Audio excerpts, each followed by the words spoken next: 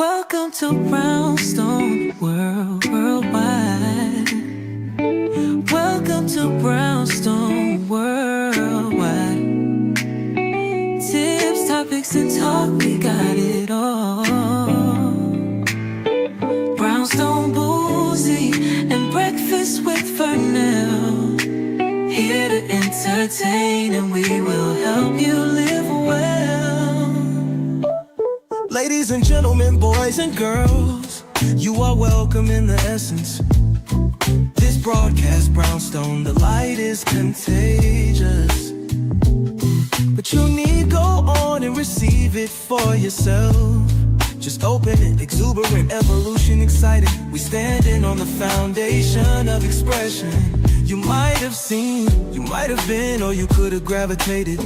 Our foundation, we want to create a space for all to collaborate and be liberated from eventually all over the globe. And we are extending a hand to those who are an extension from maybe platforms, dig into another stratosphere. Welcome to Brownstone Worldwide.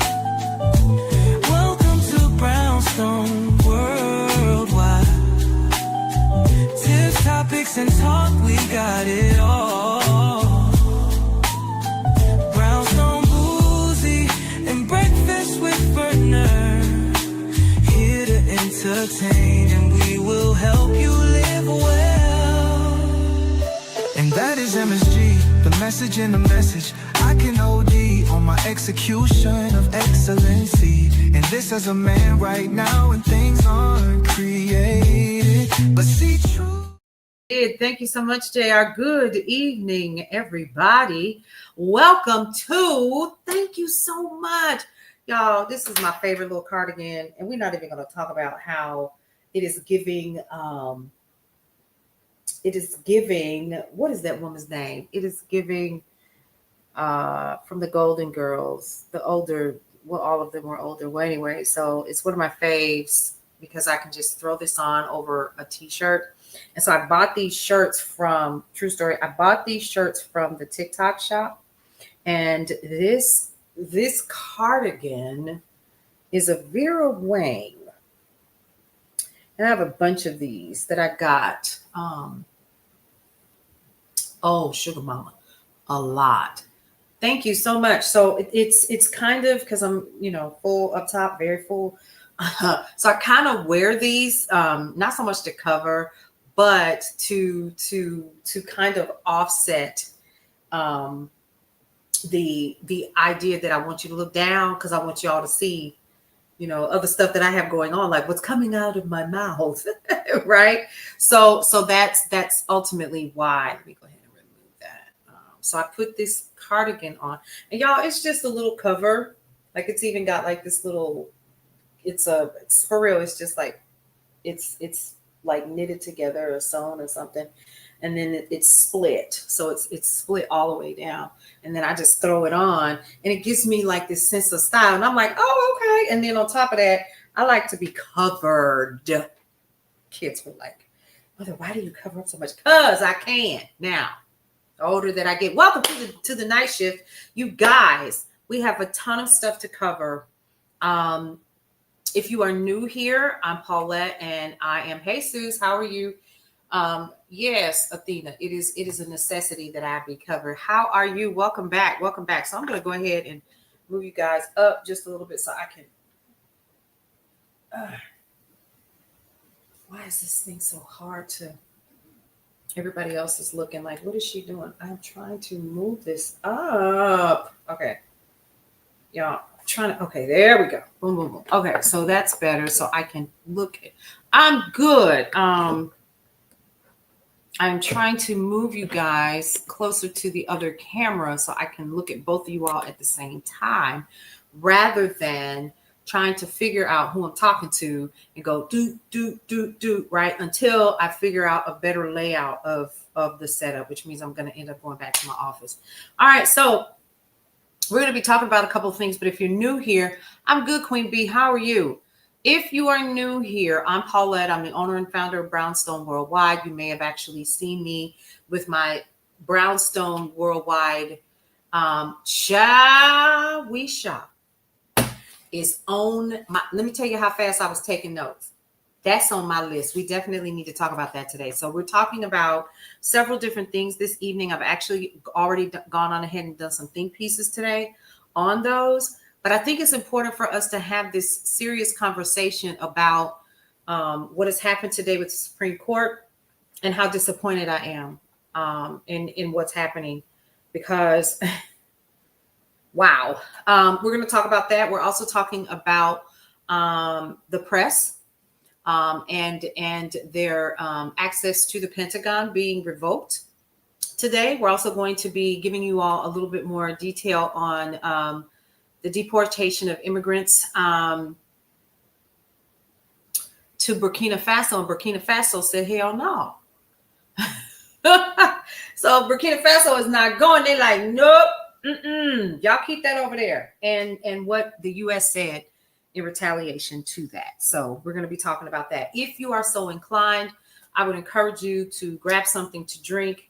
And we're definitely going to cover the Voting Rights Act. We're going to be covering why it was so important to so many communities and what's really going on. Like why all of a sudden we feel like we got to get rid of it. You know what I mean? Because what they don't understand is they have figured out ways around it as it is. And so you all are getting ready to take this away, because let's get to the news and information first. Then we're going to get started. And then we're going to go over who took what, because we got to end with that, right? But the first thing that we want to definitely do is I'm going to pull up my notes, because I've got notes here, and we're going to start covering.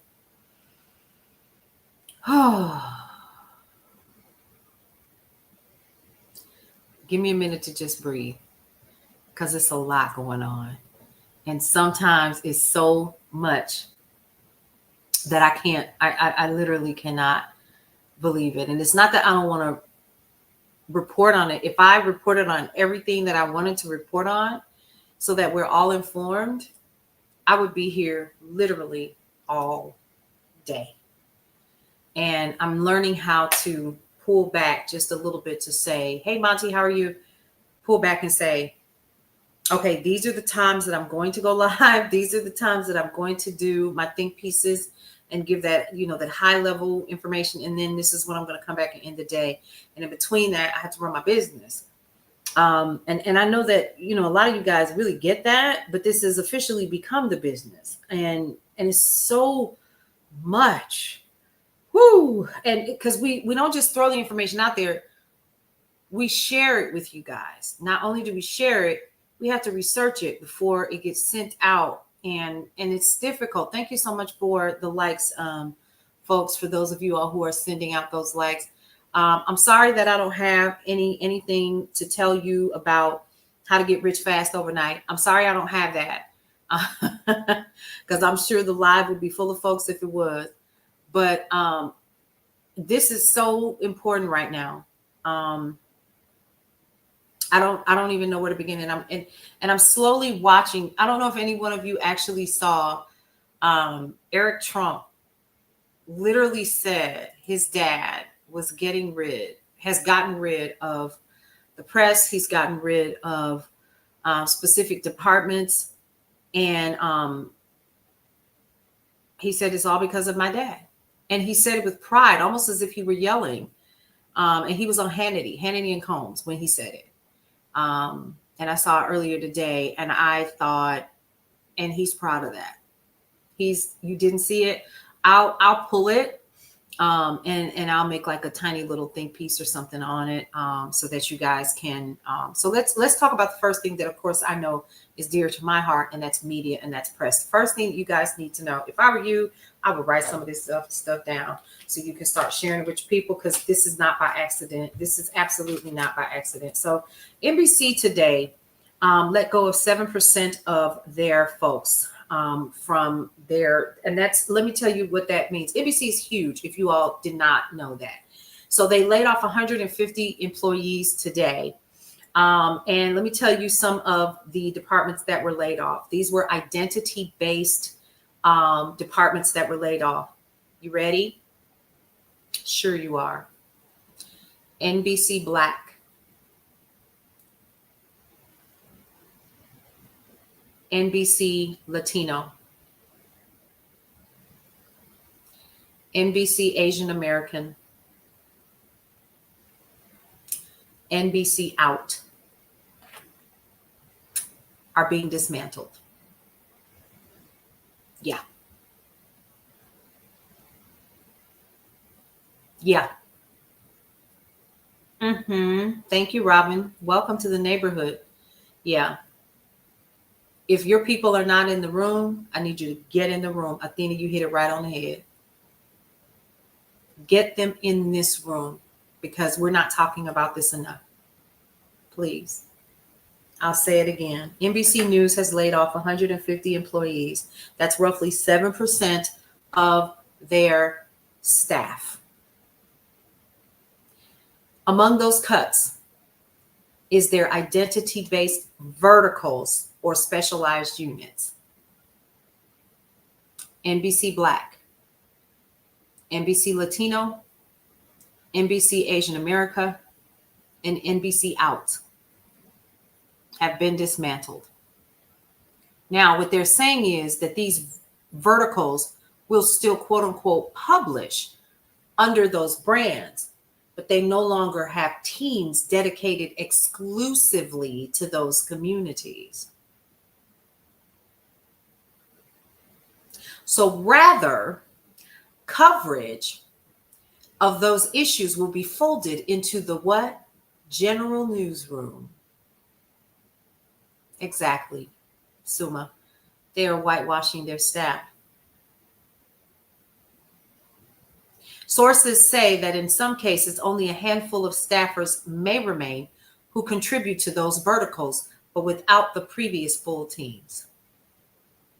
Now we know what that means, okay? It's less representation in the news. It's less representation of the stories that matter to these communities, right? So when you remove teams whose jobs are literally, so right now we see what's happening, but when we remove these jobs that are monitoring what is happening in communities like mine and others, issues that are affecting these communities is going to go away. It's going to disappear into the abyss. It's going to be like it never freaking happened, right? Yep, gentrifying the entire corporation.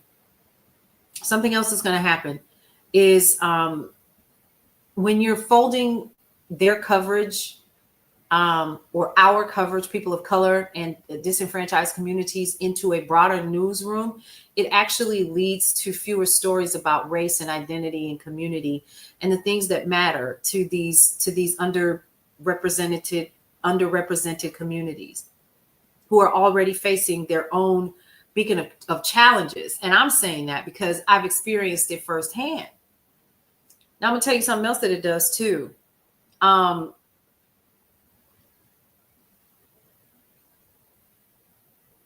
I'm so furious, right? I'm pissed. That's so dangerous since they're already vulnerable. Exactly. Again, no representation, Angie T says. And if you hadn't heard about it, let people know about this, keeping us in the dark.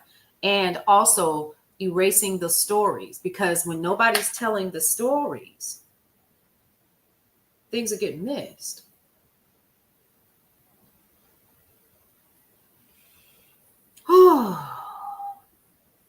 So what these news media outlets are basically doing is eroding any kind of strong built relationship that they have with these communities. Now we're not going to trust you. We're not going to trust you. You're eliminating and eroding trust in mainstream media to represent and to cover the stories that matter to our communities. Memphis, Tennessee is on the mend. Hey, McBride, how are you? They don't want the stories to get out there. No, they don't. Let me highlight what I've been seeing online about people saying, they're glad that what's happened because I've never felt more safe and XYZ and so forth and this, that. Let me just tell you something. They always fatten the calf before the kill. Remember that. Oh, of course, Moms and Stitches. I'm glad that you enjoyed that. True story. It's sitting right over there. I need to fill up my little container box again.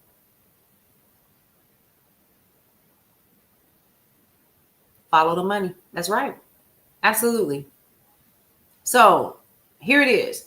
The issue that we're talking about here is reducing diversity in media, right? So let's talk about this and why this is so close to me, because I am a Black-owned media company. So I don't just come on here and just produce the news, like just read the news sitting at my dining room table. I actually have a studio.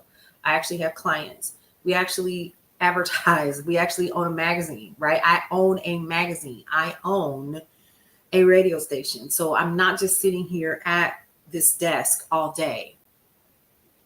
Yeah, and I'm living it in real time and I'm watching the dismantling. And why is this so important for me as a woman of color to remain where I currently am and be steadfast?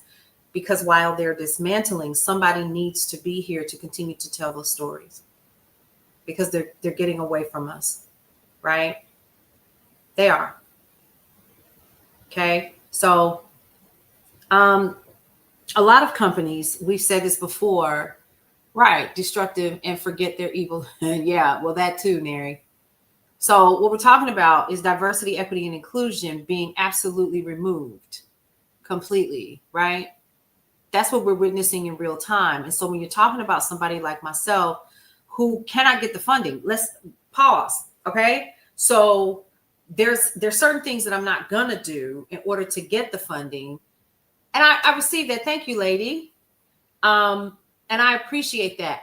That sometimes when you guys say stuff like that, like you can do it and so forth, that gives me just enough to just continue to keep going, because it's very, very challenging to keep moving. And the people that look at you and think she's crazy, she's lost her mind, but it will not let me sleep. So I'm here. And it's a disproportionate small number of Black women who own media companies.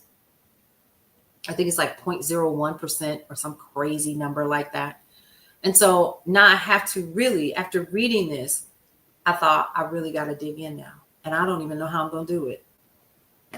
I don't, because there are certain things that I will not relinquish to, right? And the biggest thing that I'm not going to relinquish to is you telling me how this needs to run. So I've declined a lot of things because it came with stipulations.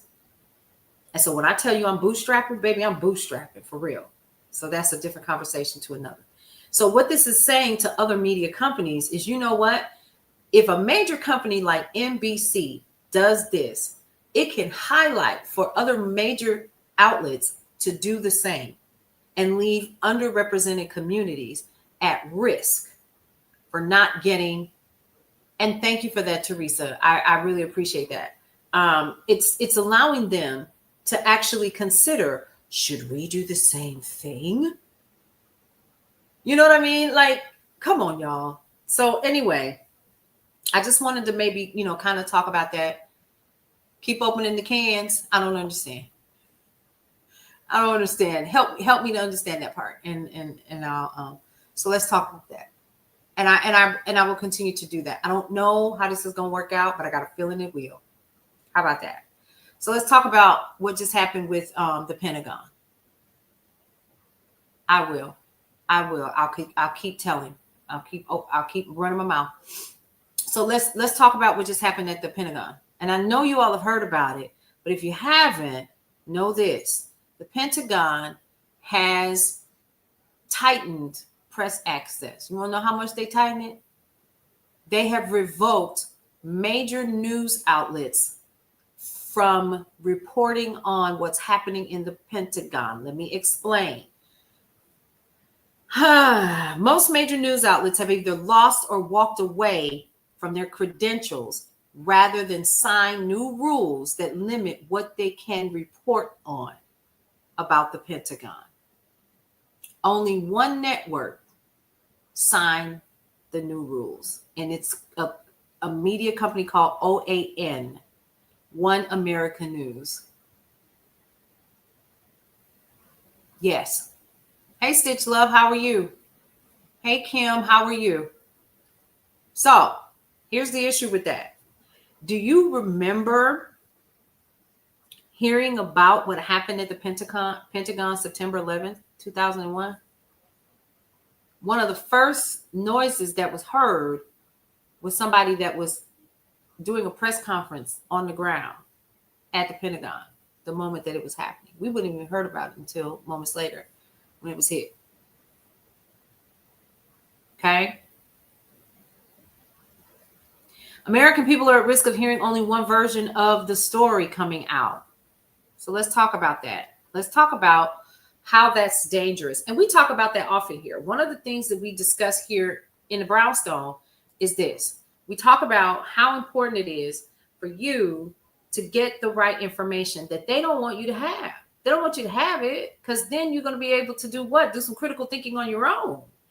And that's right. Nary mostly lies. So what they want to do is read what you are talking about first and then say, no, no, no, no, no. But if that's what you said, bro, what we doing here? So Hot Pocket, let me just keep it 100 with you.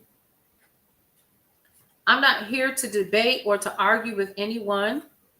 I am here to provide you with the facts. Yep. So I don't know what OAN is going to do. You see what I mean? I don't know what they're going to do or how they're going to address it. To be perfectly honest with you, it's the first time I've ever heard of OAN, but I'll definitely check them out. They probably like, we can't afford it. We gotta take what we can get. Well, anyway, so one of the things that we need to talk about is we need to talk about this bad boy right here. I bring her up almost every night, and this is the Constitution. Why am I bringing it up? Because let's take it back to the foundation of things, and I'm going to read it. First Amendment to the U.S. Constitution says, Congress shall make no law respecting an establishment of religion or prohibiting the free exercise thereof, or abridging the freedom of speech, or of the press, or the right of the people peaceably to assemble and to petition the government for a redress of grievances. Now let's go back to that one line where it says, or abridging the freedom of press. Now that's a pillar of American democracy. It means the government can't control, silence, or punish the press. But the Pentagon literally sat here and revoked press access to major press outlets who said, no, we are not going to let you see what we write before we publish it. Have you lost your ever-loving mind? Here's the thing that a lot of people are not aware of. When you have the press that are in the White House and that are in your local government and they are reporting on these things, it is a checks and balances for you, the people, so that you really know what's happening behind the scenes. It literally exists to make sure that journalists actually do what? Do the checks and balances and ask the hard questions that some people don't have the ability to do. And then also it exposes the truth. Okay.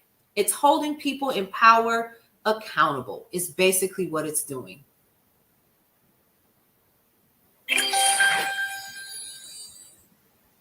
And with this in place, it takes that away. And especially since we just saw that huge circus show that he and the president put on, we already know that they up to something, right? You already know it. Alta Visa, thank you for that. I appreciate it. So what we got to do is we got to talk about why this is a red flag and why you should be absolutely furious. And number one, you just really need to know. Right now, the Pentagon, the new policy is it's forcing journalists to sign away their independence. And journalists were like, no. Okay? It's not a rule. This is a test of their loyalty to the current administration. And it's the exact kind of thing that we've seen happen in previous governments, correct? I don't even need to name them because you know. This is when we get to talking about the story that really isn't true. And we talked about this earlier today when we talked about how Kristi Noem wanted to have this video played at major airports about how the Democrats are responsible for the government shutdown. Because they're expecting people not to have the common sense to understand that the Democrats could not be responsible for the shutdown. Because why? They don't have the majority in any one of the current branches of government. Indianapolis, yes. Chicago, Atlanta, a bunch of airports said, hell no. Right, Rosemary, I 100% agree with you. 100% agree with you. So here's the thing. It's a test of their loyalty. Yes, we're going to kiss the ring. Are you insane? Yes. I think they think that people are insane. And it's exactly the kind of thing we've seen in governments that want to control the narrative. Like right now, like the Antifa roundtable that we heard about. And some of us actually watched it like I did. And I had to turn away and just leave it on while I was doing other things around the house because I thought, you got to be kidding me. Yes, Curious One, we talked about that the other night. I can go over it again today. Yep. So, if the press can't ask questions, the press can't report freely, only one outlet has access, guess what we end up with? State-controlled media, folks. Y'all not scared of that?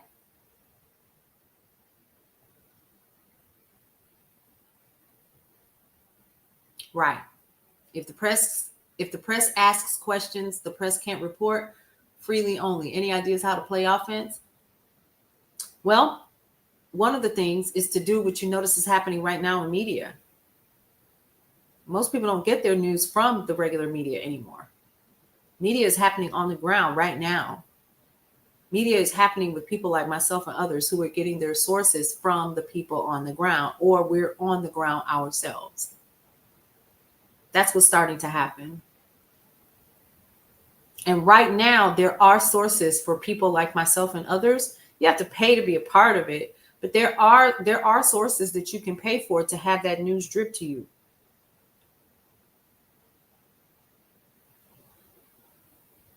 So a lot of people, and here's something, let's have this conversation briefly, shall we? Because it was something that was brought up. Dominique Morgan, I think, talked about it. So I definitely want to cite the person that said it first. And it helped me to really understand, honestly, where we currently are when it comes to social media. That's number one, Tammy. You are absolutely correct. Strengthening the current connections in local areas. See, we talk about local a lot because that's where it starts. Like, if you don't even understand what's currently happening in your local communities, we got a problem. So I would definitely encourage you to reach out and find out what's happening in your local communities. Some communities, like the city that I live in, still has a local paper that prints their paper every day. Even though it's not as thick as it used to be, but that was how people got their news. And you got it through a news wire. If it was national news, if it was international news, whatever, right? A news wire would allow you to be able to get that news printed for you so you could see dad or mom or whatever sitting on the front porch as you were coming home from school. And they had the paper flipped open and they were reading on what was happening and then go to the Dear Abby section. But it was still news. And then you had those people who were the local reporters that kept you informed of what was happening on the ground in your communities. And honestly, a lot of us have actually gotten away from that. And unfortunately, what I'm noticing that happens a lot of times is I'm noticing that people just kind of believe everything that's out there, some of it being AI. And we got to be careful with that. You have to be careful because people out here creating whole human beings that aren't real. Whole human beings and getting away with it. And I can look at it and you can tell. But one day we won't be able to tell. And that's the day that I think I'm going to flip. Because I can identify a lot of times when it is AI and alcohol. Right? Even when they take the watermark off. then we got an issue. I'm just saying. It's hard to have community there. I can believe it. You miss your local paper, it got brought up, and now it's about 4 pages propaganda. Right. Now, here's the thing. In order for these papers, these local papers to stay open, guess what they got to do? They have to receive, even in my case, I stayed running. A portion of how I stayed running outside of, social media and advertising is I have to take advertising. Now, I will be honest with you. I ain't taking everybody money. Everybody's not like me. You know what I mean? And I, as a media outlet, I have to be nonpartisan. I have to tell both sides of the story. So a lot of times, even though I have my idea, when I'm reporting, I tell the story and let you all decide what you're going to do. That's it. But when we're talking about coming into a country where you are not able to get the news and information, and they're going to tell you what you're going to say, state-run media, period. I am independent. Mm-hmm. And it ain't easy, but I'm here. I'm here. And I'm trying to, for the past couple of weeks, real quick, before we move on to the next phase of the news, for the past couple of weeks, I have been kind of following and getting into a groove. Like, okay, so this works, this doesn't work. This works, this doesn't work. How many more people can I reach this way or that? Okay, I'm going to need you to help me get this together so that I can do what I need to do and then still be able to go on site. Right? And then, get to the studio and do the things that we need to do to keep the doors open, because it costs money to run it. So, services that I pay for have to be paid for. My assistant has to be paid. Branding has to be taken care of for Brownstone Living, the magazine. And I believe that it's I'm in a good space. You know what I mean? So it's just going to get better from here. But I just still need you all to understand that people like myself and others who are literally doing it, I believe we have the right to know what is happening in this country from a press perspective that is nonpartisan, non-biased. And I try my best, even though sometimes you all know I'm like, we go live and stuff like that. It's really hard, but you still need to know what's going on. You really do. Yep. The First Amendment. And there are things that I know are right and wrong, but I just try to just stay in the middle and just provide you with the information so you can do what you need to do with it, which is what we're currently doing right now. And y'all need to know that if the Pentagon is doing this, what y'all up to? Thank you so much for that, Tracy. I appreciate it. What are you up to? Because your press isn't the enemy. The press is your watchdog.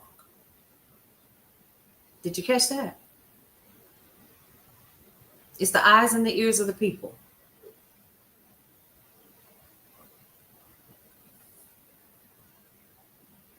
Oh, Laura, that's pretty cool. Thank you for that. I'm glad you all are here. This is what I do for a living, yo. This is what I do. Literally. I own a media company. We cut commercials, and we have people that we help with their podcasts and stuff like that throughout the day. And I also own Brownstone Living Magazine, Cityscape Radio, and brownstoneworldwide.com. This is what I do. I've always thought of the parties as lesser.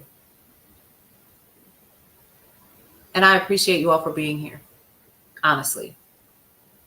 I do. Yes. Moms and Stitches. You can go through my timeline, and sometimes I'll share like my life and stuff like that, but it's becoming fewer and far between. Because you didn't come here for that. You came here for the news. But I also like to share that I'm human. You know what I mean? So that's just as important. So like y'all, I just joined a band. And it's hilarious. Me in a band. They are. You came to learn, but and I'm glad that you're here. All right. So the thing that you need to know is your journalists like Heather and myself, we have a podcast that you can catch on Brownstone Worldwide on YouTube called The Rivalry Report. And Heather Asayambi and myself, we do a piece where we go over what's happening in the news, and we also educate you along the way. Heather's been a journalist for over 30 years. She's fucking amazing. And so we sit down and we have the conversations, the hard conversations. Miss Girl, for Brownstone Worldwide, she went to the RNC and the DNC and reported on the ground for us. I mean, just an amazing woman, just all the way around, just an amazing person. You guys definitely should get to know her because she's amazing, amazing, amazing. And J.R. Bird, he's a part of who we are as well. And he owns a media company, media company that has news and information in South Carolina and then also in Maryland as well. So I'm connected to other people who are in media and we share information.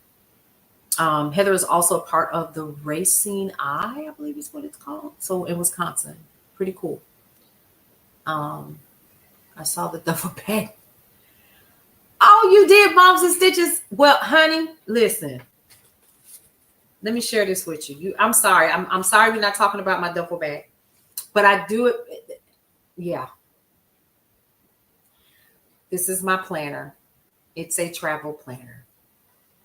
She said, I love my new business. Yes.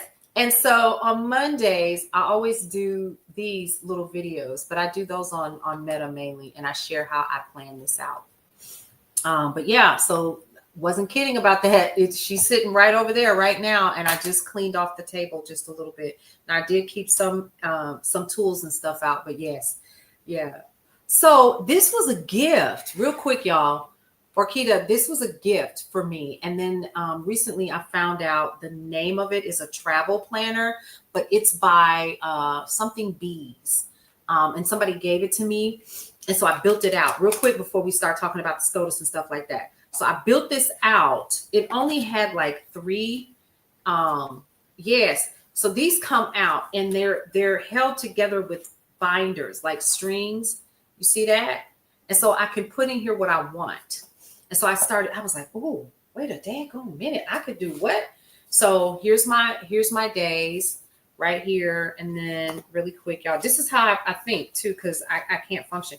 And then this is my to-dos and my dreams and all the things. And then I do the little stickers. This actually helps me to think.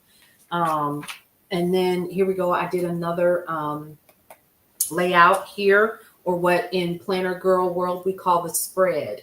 And this is necessary. So I do a 6 most important things to do for the day. But y'all can see this is for October 7th. Why? Because I actually have another planner. So if I didn't write it in here, then I will write it in my happy planner. Yeah. Oh, like that. Yeah, you like that? Yeah, just heavy ADHD.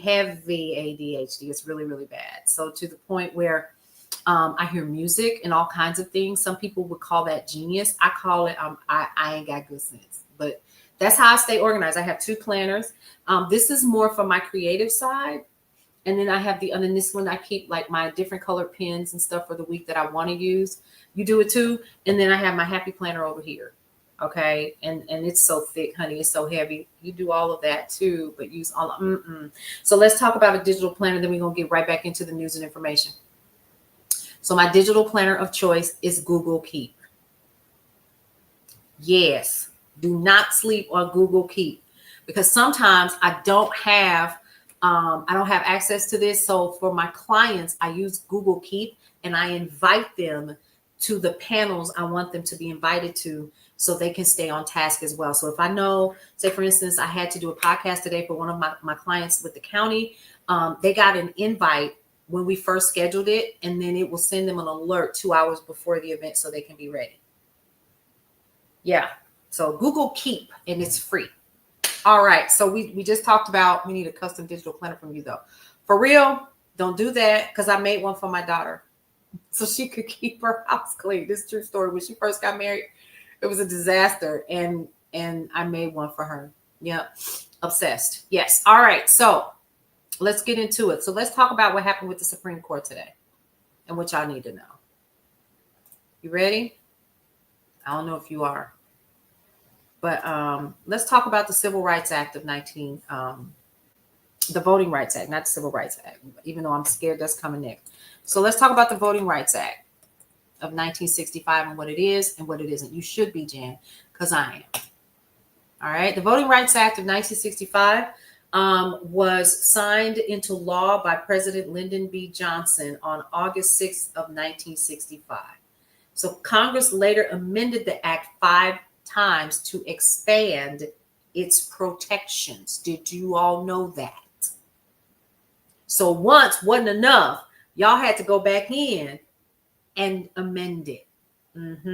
Yes. Now, let's talk about what's happening right now.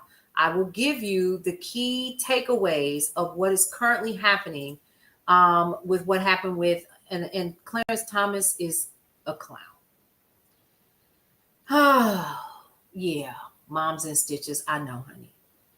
But we still got to get this information. So the Supreme Court's conservative supermajority signaled deep skepticism today over the creation of a second majority Black district in Louisiana and appeared open to at least weakening the landmark Voting Rights Act of 1965 in a way that could limit minority representation in Congress.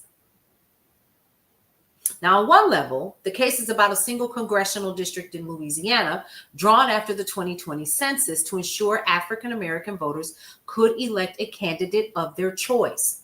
More fundamentally, however, the case is about whether governments may actively, hey, Cutter, come on in, girl. We're talking about what the Supreme Court voted on today. Oh, my God, today we're talking about the Voting Rights Act of 1965. Now, the case is about whether governments may actively address discrimination, current or historic, by taking an action that is intended to help racial minorities. It's also about whether the Supreme Court's conservative justices view the Voting Rights Act, a crowning achievement of the civil rights era, as good law. But guess what? They're saying that it's past its time. Now, the court's decision will almost certainly have sweeping implications. We all know that beyond the Pelican State, it could potentially reduce minority representation, not only in Congress, but also in state legislatures and school boards across the country. Depending on the scope of the court's ruling and its timing, it could also upend, sit down, 2026 midterms. But then we knew that, right? I did a whole piece on it, Rosemary. We're going to cover that just a little bit. Yep.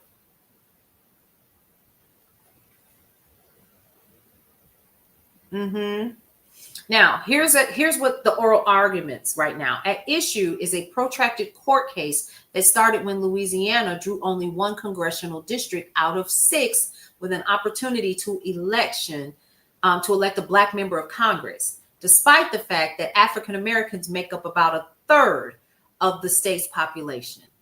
Hey, Leslie, how are you? Suma, they sure will. You listening? Child. I don't have nothing to drink tonight because I would probably be sick. So a group of Black plaintiffs sued over that district, and a lower court found the maps likely violated the Voting Rights Act. When the state responded by drawing a second majority Black district, a group of white plaintiffs argued state lawmakers had impermissibly considered race in violation of the 14th and 15th Amendments. You know what I'm getting ready to do? Hey, Carol Sue, let's go to the 14th and 15th Amendments and let's read it for ourselves, because that's how we learn. Remind me, wasn't District 18 created for Barbara Jordan because of the need for representation?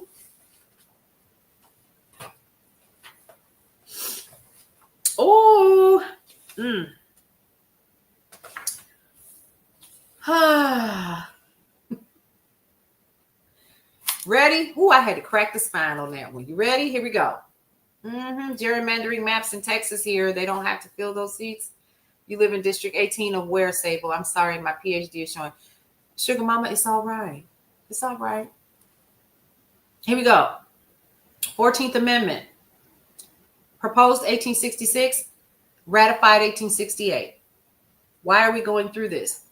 Because I'm not going to take what the article says. I'm going to read it for myself. All persons born or naturalized in the United States and subject to the jurisdiction thereof are citizens of the United States and of the state wherein they reside.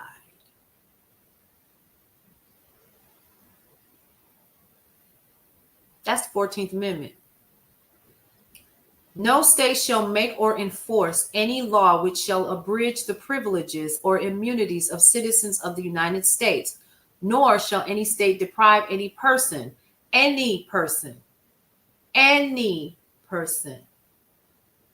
of life, liberty, or property without due process of law. Any person. Nor deny to any person within its jurisdiction the equal protection of the law. Bingo. Mary, you're right, they should. This is the 14th Amendment. Rosemary, you hit it right on the head. Nobody is getting due process. The reason why I'm reading this portion, because I shouldn't, because that's not what we're talking about, but it is important, right? Is because what we are currently witnessing right now with all of these folks doing the stuff that they're doing and putting people up and picking people up and putting them in zip ties and everything is what? It is unconstitutional. We just read it for ourselves, did we not? This is the 14th Amendment to the Constitution. If you do not have your book, get your book. This is our new primer. This is your new primer. Sugar Mama said the caucasity. I've heard that word in a long time. Yeah.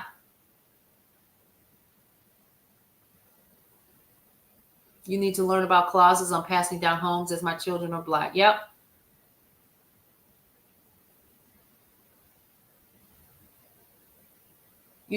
I scrolled in TikTok, asked, sometimes it'll do that. It will do that. It'll even do it when people are playing like live music and stuff like that. It's not unusual. Yeah. But see, now let me be clear. They do that all the time. They've been doing that. Like I'll be scrolling through and I'll be on one of you all's lives or watching something and it'll ask me, is this person, is this against community guidelines? And I'll immediately say no, because what do I care, right? Like that's your truth and it's your freedom of speech. Even if it's something I disagree with, I would never.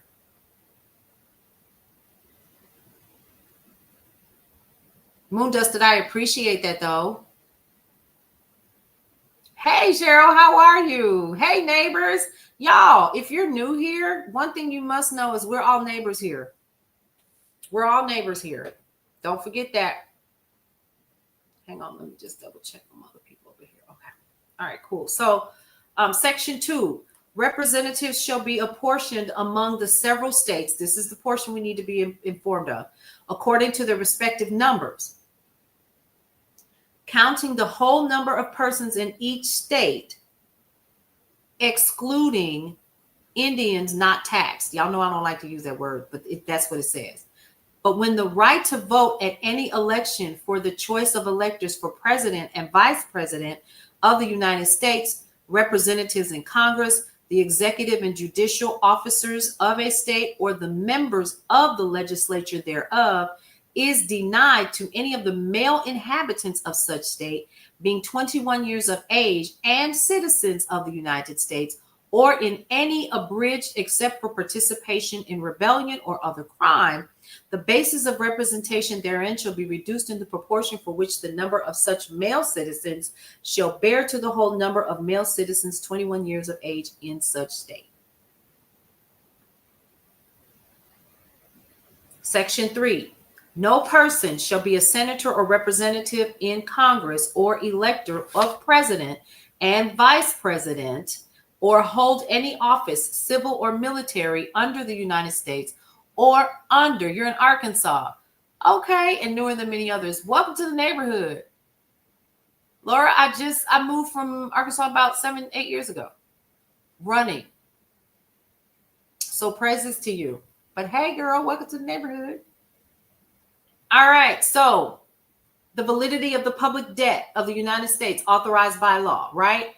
And then the Congress shall have the power to enforce by appropriate legislation the provisions of the article. Now, what I need you all to understand is what we just read is how they're able to draw the lines that they're able to draw under the 14th Amendment. Now, the 15th Amendment says the right of the citizens of the United States to vote shall not be denied or abridged by the United States or by any state on account of race, color, or previous condition of servitude. The Congress shall have the power to enforce this article by appropriate legislation. Y'all want me to read it again? You want me to read it? Because I can. I can read it again if you want me to. This is the 15th Amendment. The 14th Amendment is important because it highlights who this covers. Are you an American citizen? Yes. This is the 14th Amendment, proposed 1866, ratified 1868. The 14th Amendment has several different sections, right? But then when we go over to, because it's super long, it goes on to Section 5, okay? The 15th Amendment,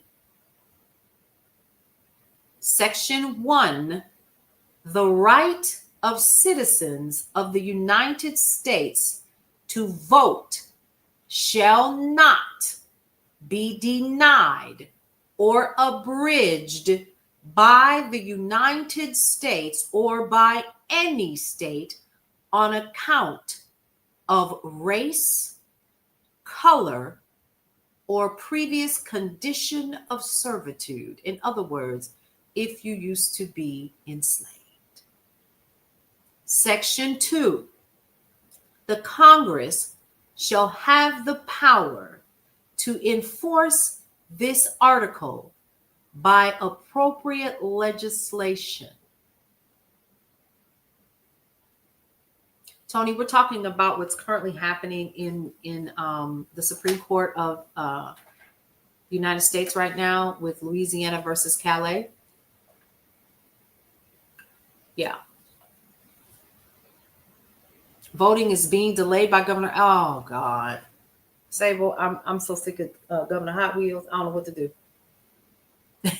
I'm so sick of him. Welcome everybody on the other platforms. If you are here, hey there, Tony. Welcome, welcome, welcome. Come on in. So I hope this is making sense. Again, if you do not have this, I think it is important for you to get it. Now, when we're talking about the Voting Rights Act, it is important for you also to understand what. Hold on. I'm going to pull it up.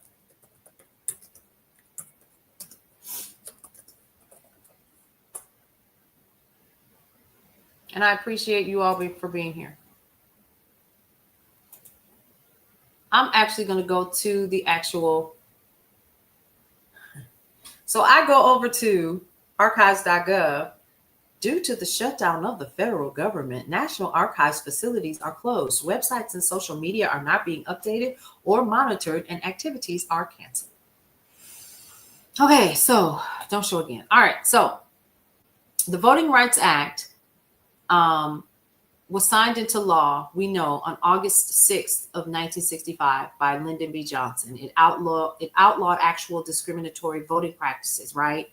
And we understand that the 14th Amendment has specific guidelines in it that say you had to be over 21 and you had to be a male. And we know that specific laws have been put in place through women's suffrage and through the Voting Rights Act that took care of a lot of this, right? Okay, you're most welcome. Who dat? Okay, now, here we go. It outlawed discriminatory practices for voting adopted in many southern states after the Civil War, including literacy tests. Literacy tests was a big one. Could you read? Could you read? As a prerequisite for voting. So this act was used to enforce the 15th Amendment, which we just read.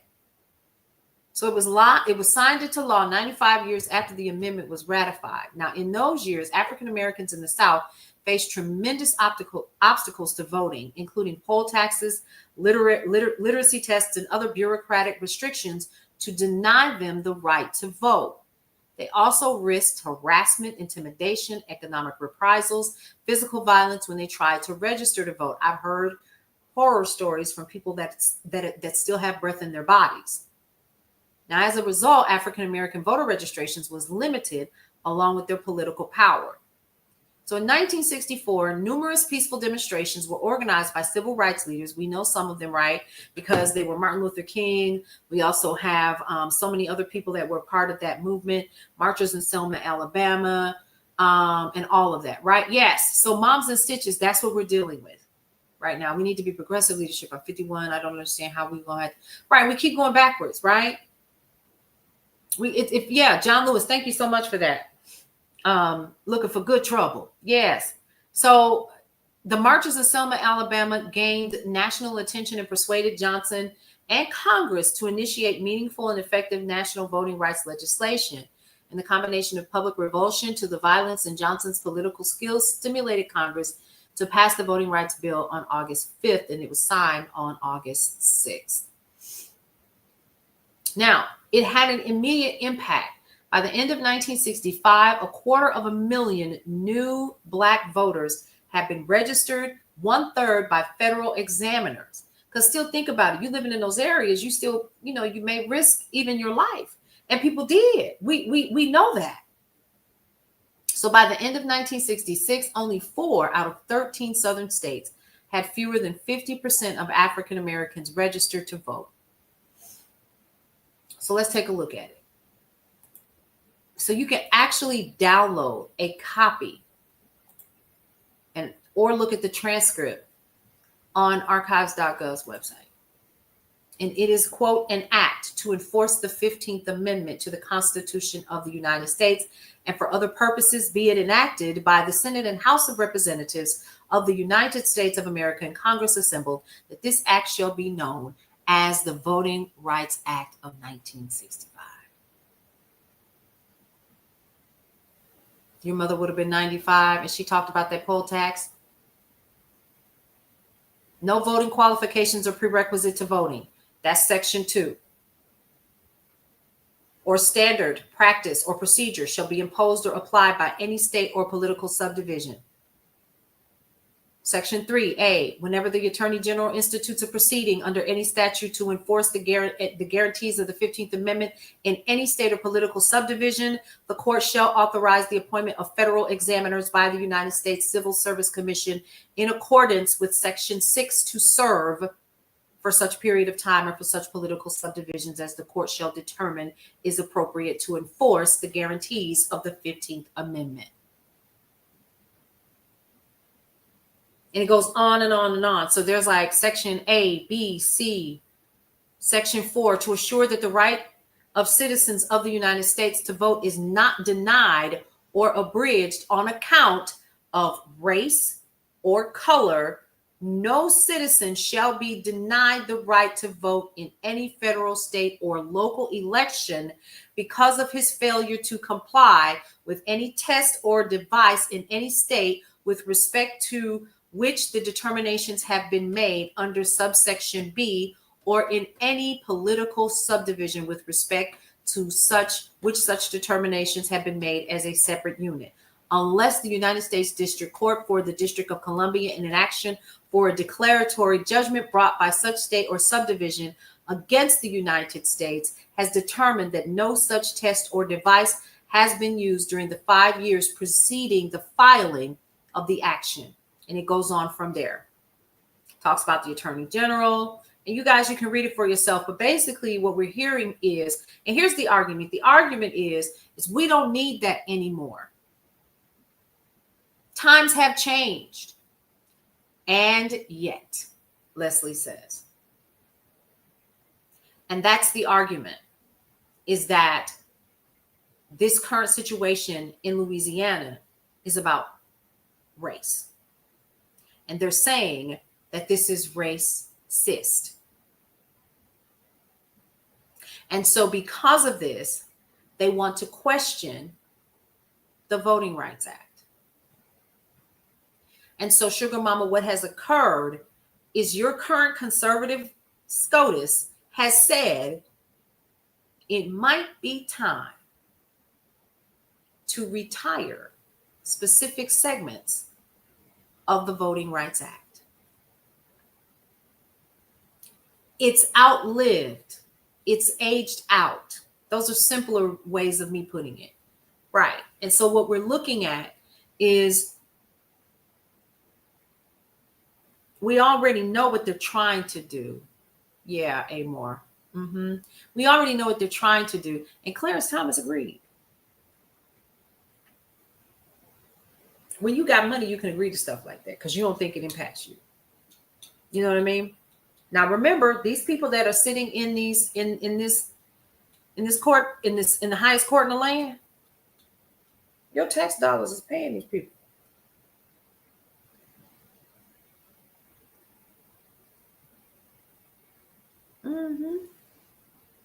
Yeah, I had to take my glasses off. Because when you sit and you think about that, the fact that your tax dollars literally pay for these people to decide in their minds, in their legal minds, that race is no longer an issue, we got a problem. But then while we were playing Uno, this man was playing chess. Battleship, somebody said in the day shift this morning.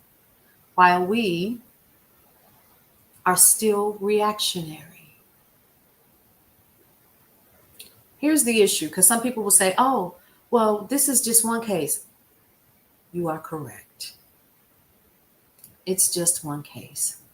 But what this does is this opens up a can of worms for others to follow suit, especially when we are looking at it saying, oh, well, the reason why this is even happening is because, we're not representing the white constituents in our area and so forth, and this, that, and the third. It was put up there because Black folks weren't being represented. So what are you saying? Reverse racism. Now we're saying that you guys are against us. Y'all know that's not true, because Black folks don't care like that. Native Americans don't care like that. We just want y'all to leave us alone so we can go ahead and live our lives. That's not what's happening.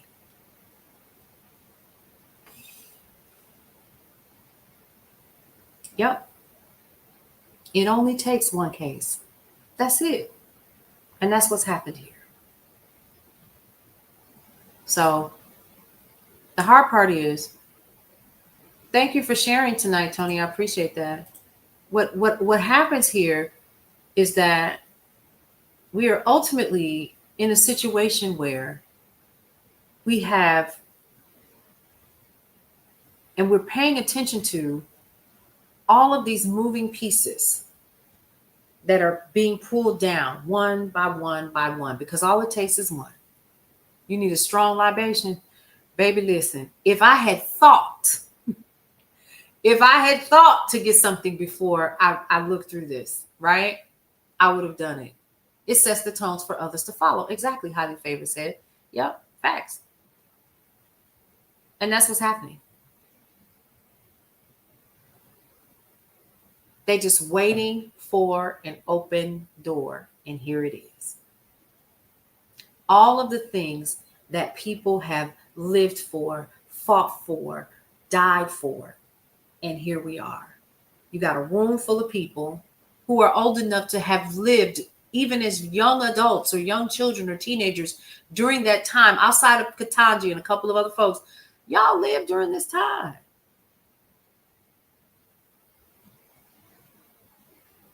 Yep, we are no longer in a working democracy. It is true. And we keep dismantling the things that were brought together to protect us.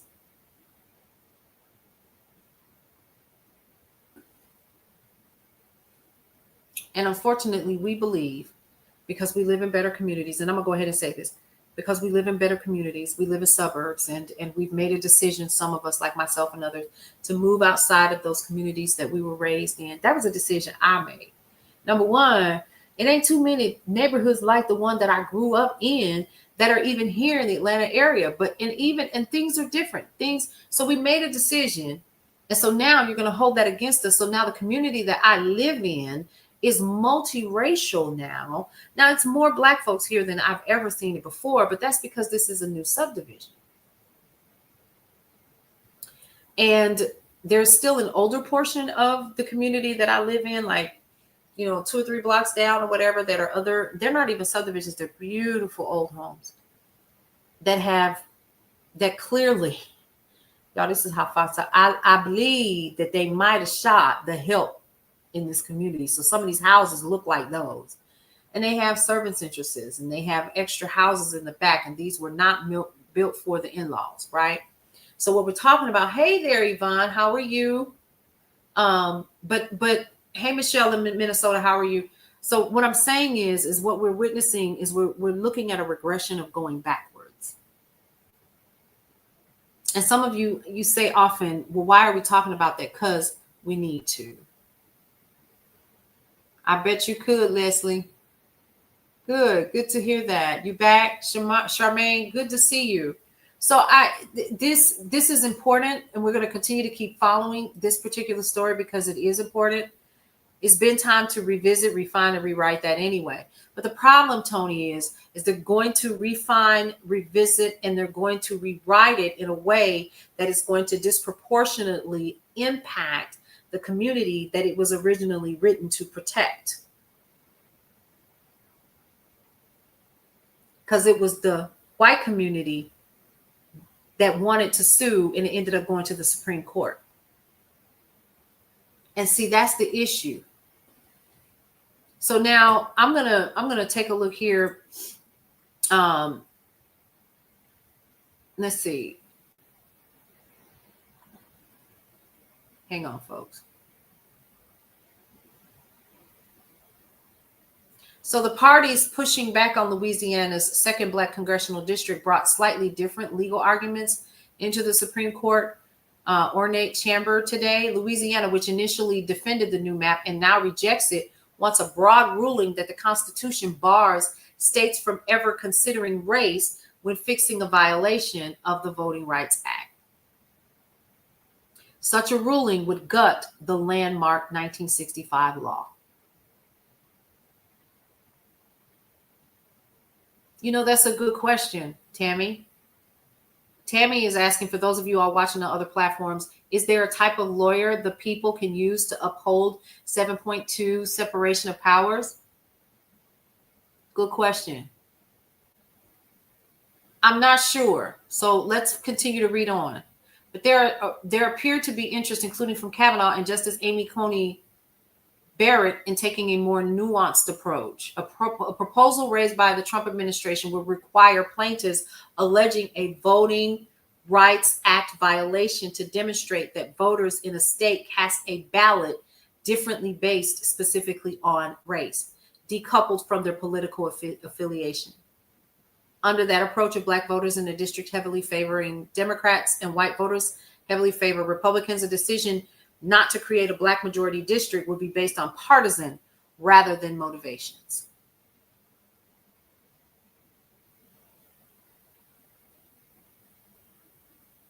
So let's talk about why this is going to be an impact. Throughout the hearing, the court's 3 liberals appeared distressed about the prospect of their colleagues chipping away at the landmark civil rights law, and they focused much of their fire on Congress's intent in enacting the Voting Rights Act to root out discrimination that targeted African American voters. And they also questioned the Trump administration's approach, suggesting it would require plaintiffs to meet a much higher standard than is required by the law currently to find discriminatory maps. Now, the liberals repeatedly tussled with attorneys representing Louisiana and the white voters, challenging the state's decision to create a second majority Black congressional district, with Sotomayor at one point pressing Anguigana on why the state's position had changed from what it was when the case was first heard by the justices earlier that year. So they say, according to this person, Aginaga said politics, not race, had played the predominant role in drawing the map. The districts were designed, he said, to protect House Speaker Mike Johnson and House Majority Leader Steve Scalise. To protect Mike Johnson and Steve Scalise. Because we know Mike Johnson's from Louisiana, right? We know that. And so she says, are you walking that back? We always talk about what predominates, and what predominated here was politics. That's what you said the last time.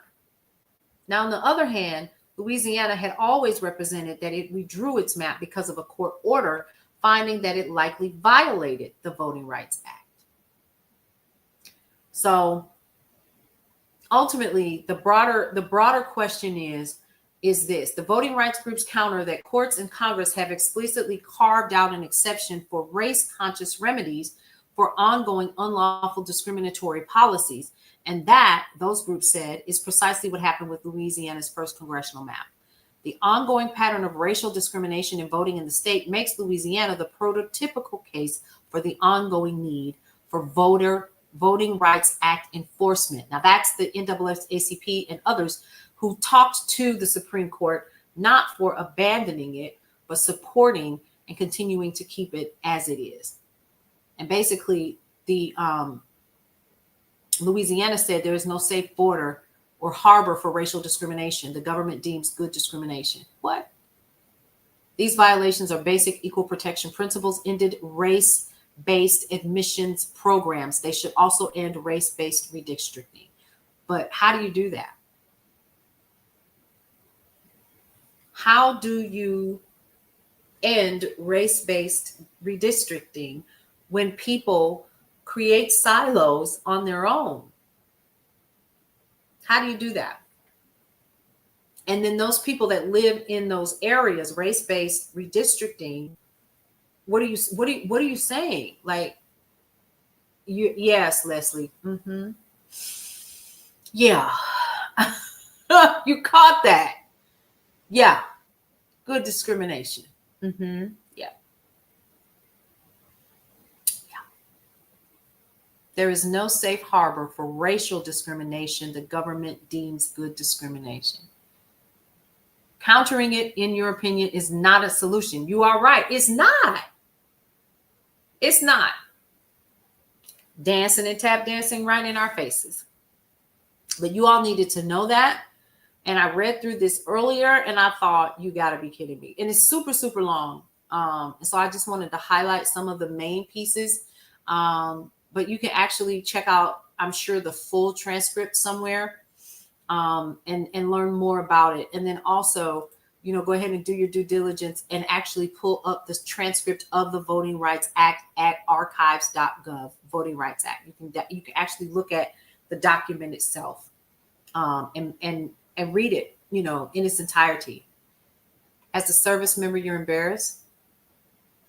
I tried. And I know you all are like, is she going to keep talking? Yes. Yes, I am.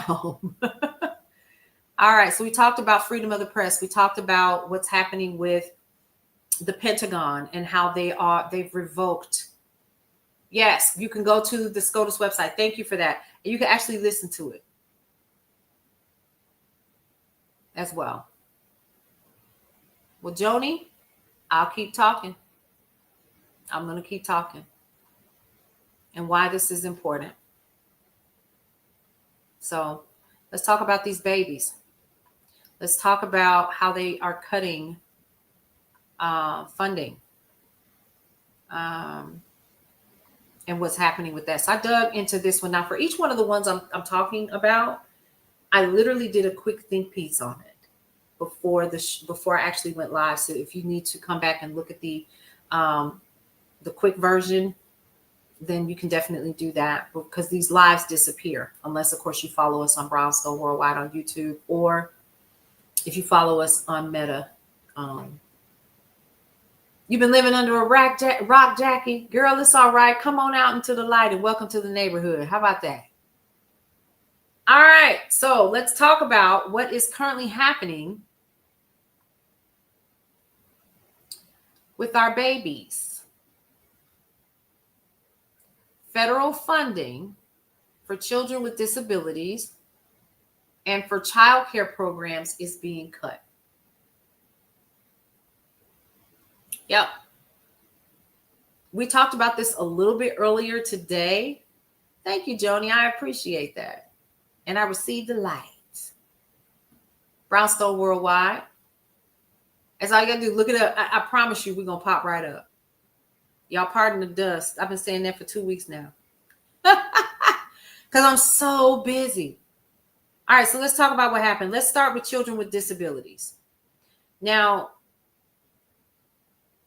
we know, because I talked about it earlier, about how my daughter had a disability. She was diagnosed as nonverbal autistic. Asperger's actually was the diagnosis, and she was high on the spectrum, all the things. And how I was able to get the support that she needed for support in therapy to get what she needed. They would come pick her up. She had all her little equipment and stuff that she needed and so forth. She is no longer nonverbal. Let's talk about that. All right, so let's talk about what happened. So this federal funding actually helps students like mine, my daughter, and others, those who are blind, deaf, or have other special needs, like in my daughter's case. You're a special education teacher in Indiana, and you don't know if you'll have a job next year. See, that's the thing, and that's a problem. Tracy, you do? Okay. Yeah, my daughter has it, or had. We're going to stop. I don't speak that over her because she's doing so well. All right, so this money is actually paid for things like sign language, language interpreters. It gives the school or the facility the equipment that's necessary to work with these students. It's for them to get the training that they need to work with those. So it's broad. It's really broad. We're talking therapy, like I said, with my daughter, transportation, classroom aides. That's how these people get paid. And so you can go ahead and do what you need to do in your profession. They can do what they need to do in their profession, especially knowing that that's what these people are professional at doing, right? Now, some of that funding, which is millions of dollars, is being slashed. Programs that actually support these students are being removed completely. And the government office that helps make sure schools follow the law is laying people off. Now, we don't have a definitive number, but I understand that it's already happening. And some states are already saying, I just got word that my voucher is not going to be renewed. Now, I was talking about this earlier on the day shift, and I was telling you guys how much my daycare was for my 2 oldest children. I don't know how the hell I survived. I know how. I had those vouchers. Yep. Your job will be a million times harder, like OMFG. Yep. Mm-hmm. And exactly. So Moms and Stitches says that you're able to teach because you have those aids. But without the funding, some of these folks are going to be out. Here's something else to remember too. It doesn't stop there just with the disability and the millions of dollars that are being cut for those programs that help those children with disabilities. Now we're also talking about daycare programs. Like, here's a big one, Head Start. All 4 of my children went through Head Start. Every last one. CCDF subsidies. You're right. They do need you guys, because I needed you. Without people like you, and y'all don't get enough credit for the stuff that you do. Without people like you, I wouldn't have been able to go back to college. Without people like you, I wouldn't have been able to go work. Exactly. Tammy says they are selecting the type of citizens they want.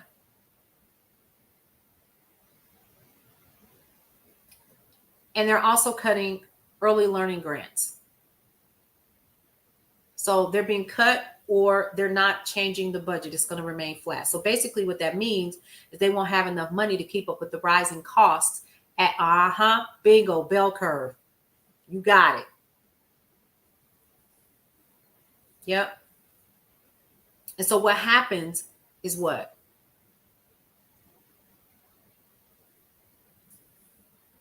Programs are going to get shut down. People are going to end up getting laid off. Entire daycare centers will be shut down because of this. And where are the majority of these particular centers and facilities?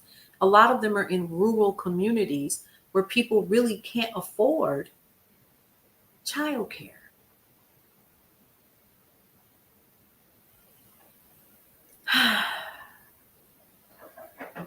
Yep, other community teaching programs, yes. Urban communities as well, yes. And the thing is so I always talk about following the money. So let's put this in perspective, right? So now you, hypothetically, no, ain't no hypothetically, I used to work for Walmart. And this is about the time I was deciding whether or not I was going to go back to college. And Lily was about maybe 4 or 5 months old. So I took this job working at Walmart. This was in 2003. Y'all, Walmart was paying me, y'all ready? $8.35 an hour. Let me say that again. $8.35 an hour was what I was making. This was in 2003, and I had a degree at Walmart. This was when they still had the what's the name of that dog? The snack bar. You worked in 2009. You also got paid that much. Yep. Oh, wait a minute. When I got my raise, it was 15 cents. And by the time Uncle Sam got that, it still wasn't enough.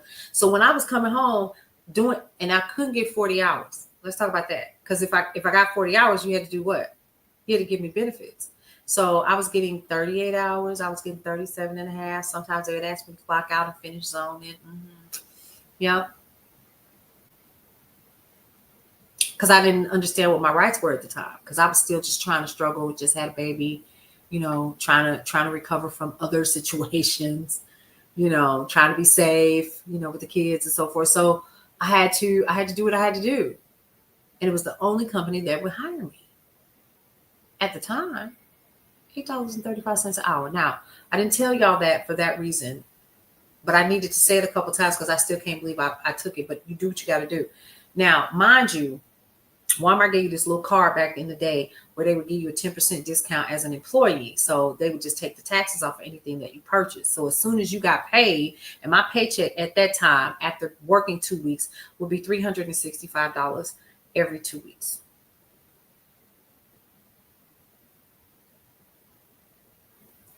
Hey, Devon, welcome back. This is in 2003. I'm going somewhere with this, I promise. I always like to tell stories so that they're relevant. And maybe some of you guys can relate to this. So I had public housing because I could not afford rent. I literally could not, with 3 kids and making $8.35 an hour. So I did something I never wanted to do, but I had to keep me and my children in some kind of shelter. So I applied and I got in fairly quickly because it was a very small town at the time. And that helped me to pay the rent. And my dad gave me a car, gave me with the title, all the things. He still has the car in his front yard. And I would get up and go to work. When I got paid, where do you think I shopped? At Walmart. So as soon as I got paid, I would immediately go to Walmart and get the things that we needed for the house. I was also getting food stamps. So with my food stamps, I think back then I was getting like $2.25 or something like that a month. And because I was working, now remember during the Clinton administration, he put into position, I forgot what the law was at the time, but if you were getting any kind of monetary assistance, you could get it for 1 year and then you were done for the rest of your life. I was getting, before I started working, because I started working there almost as soon as I finished my 6 weeks, I was out there in Walmart. Well, anyway, she was born, and I went and I applied for support. And then, because life was life and the hell out of me, and I just needed to get somewhere safe. That's what this was really about. So I went and applied for the monetary assistance and the food stamps. And the monetary assistance was like, y'all sit down. I was getting I think it was $160 a month, some crazy ass number like that. $160 a month, plus I was getting $225 in food stamps. Now I do remember that. And I started working at Walmart, and I reported that I was working, and so they cut the 160 or whatever it was. So I wasn't getting the monetary assistance anymore. I was almost like, I was like 5 or 6 months in. So then I was in public housing, trying to get back in school so I could do what I needed to do. And as soon as I got paid, I would immediately go over to Walmart. And the majority of my check was going back to them. And then I would come back in, and then I would clock back in and work my 35 to 36 hours and start the whole process again. Do you see where I'm going with this? So my two oldest were old enough to watch her until school started. And when that started, then I went down to Head Start. They had a little agency inside of Health and Human Services, and I signed her up for WIC, and I also signed her up for Head Start, or like the little program. Okay. And got her set up so I could do what I needed to do, which was to work at Walmart for $8.35 an hour, and then get paid every 2 weeks to turn around and go back shop at Walmart and keep my piece of card running. Do y'all see how insane that sounds? But I wasn't the only one. There are millions of people who live like that every single day. It is exactly like that right now. That's my point. So now this same corporation, follow me because we're going to follow some money. This same corporation is set up to keep you from getting full-time hours. And most times, what you have done in most areas is you have decimated entire businesses because mom and pop can't compete with you. So there's nowhere else in these small communities for people to work except the big box retailer, because you're the only thing in town. And then they build like entire communities around it. Like, so you'll get like a Payless shoe store. That's what it was.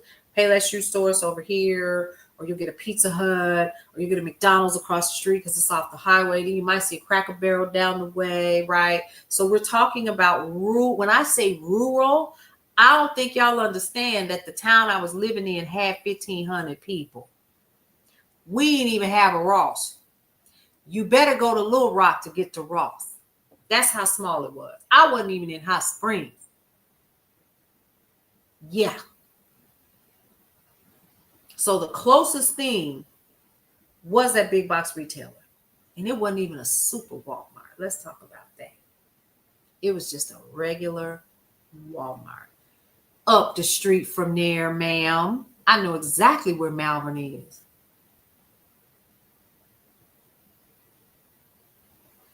Yeah, remember when the only store was Walmart? That reminds you of Mount Olive, North Carolina. Yeah, so we didn't have anywhere to go. And if you really wanted, and so I was living about an hour away from Monroe, Louisiana. So if any of you are familiar with that area, you know ain't nothing over there but a bunch of damn trees. These people are barely making it. Yeah, most single mothers have had to do that. And we get beat up for it. Like, you all would not believe sometimes on Meta how they beat me up. When they first came out with the big beautiful bill, oh my God. And I was reading how it was. Oh, Crowley, Louisiana. I have family in Lake Providence. Not sure if that's same as in Monroe. Yeah, Monroe, Wisconsin too. Yeah, same thing. So you have to travel a distance to get what you need. Otherwise, the big business is right there. There you go. D-ma to you. Yeah. So what people don't understand is these people that say, oh, well, I've worked hard and I've done this and I've done that. Live in the woods and see how far you're going to get. And I was just trying to move near family so I could get back on my feet. Because guess what impacted me? You heard me just say 2003. Well, in 2008, what was happening out here in Atlanta? 20 miles from the store. You right. Dollar General doing the same doggone thing, ain't paying nobody. So I lived in Atlanta before, and I knew I had to get home because prior to 2008, when the housing crisis was hitting, it was already hitting people like me. I was a senior systems engineer. I couldn't find a job.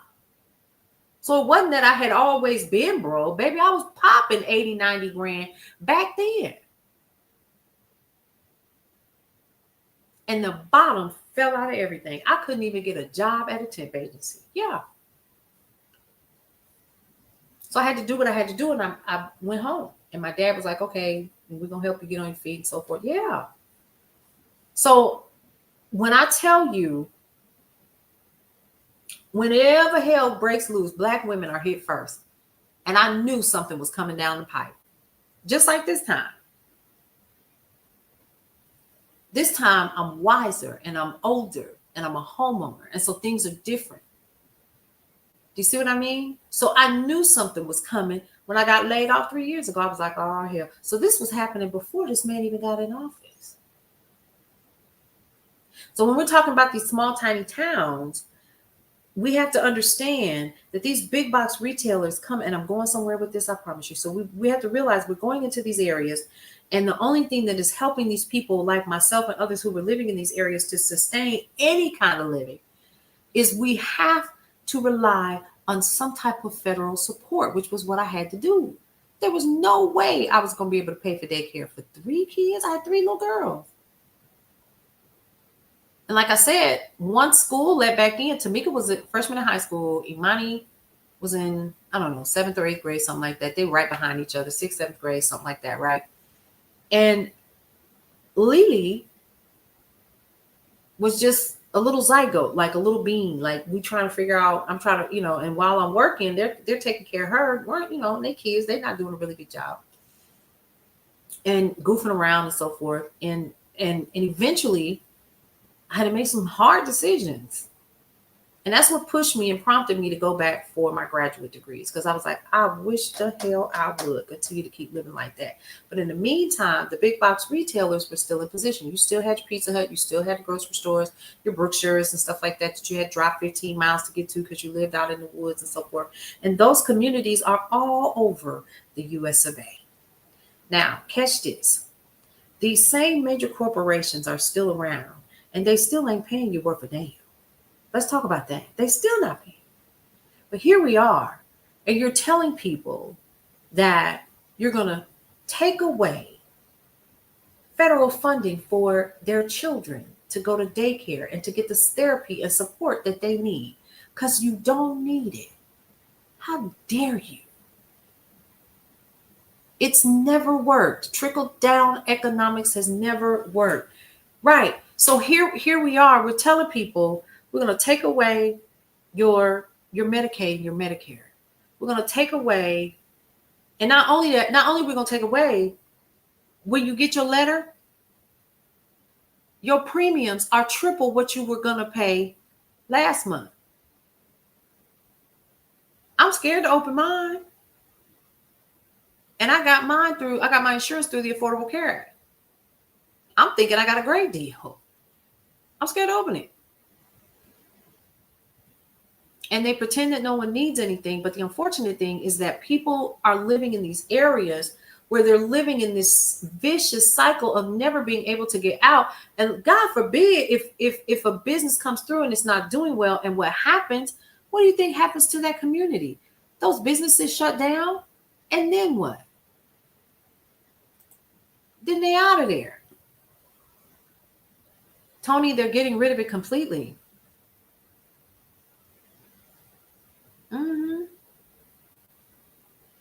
You better talk about it, Rosemary. So where we get $40 billion to give to Argentina?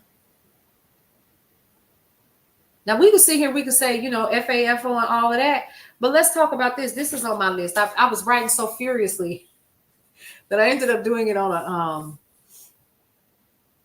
a we gotta talk about what we're getting ready to be impacted with. It was in the news. Deportations and immigration raids have started impacting America's food supply.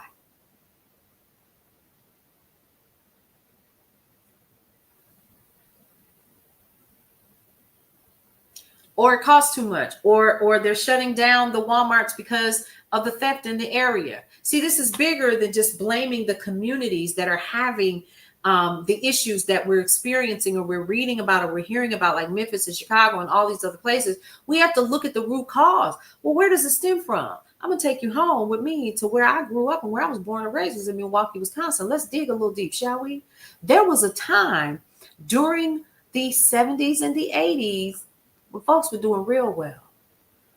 If you know anything about Milwaukee, Wisconsin, you know that's the beer capital of the world at one time. We had Schlitz, honey. We had Miller. Miller's still there.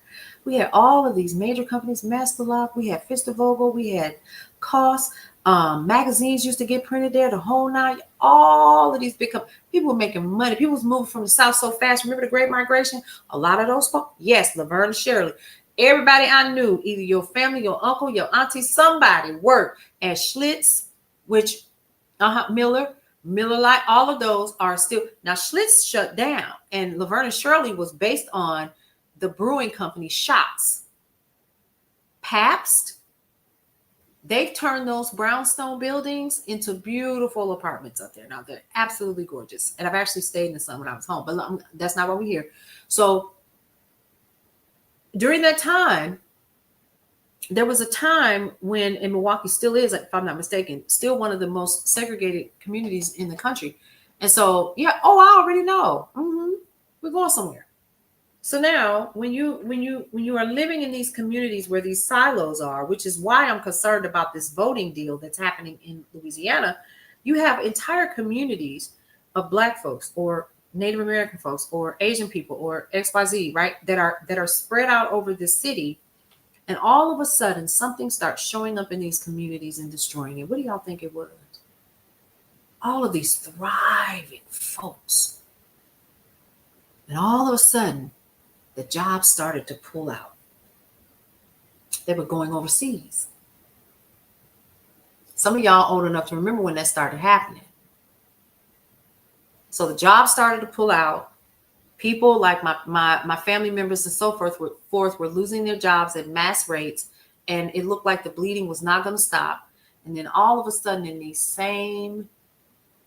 these same communities, crack cocaine showed up.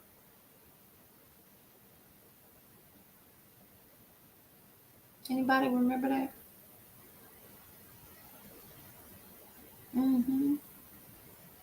Some of y'all old enough to remember.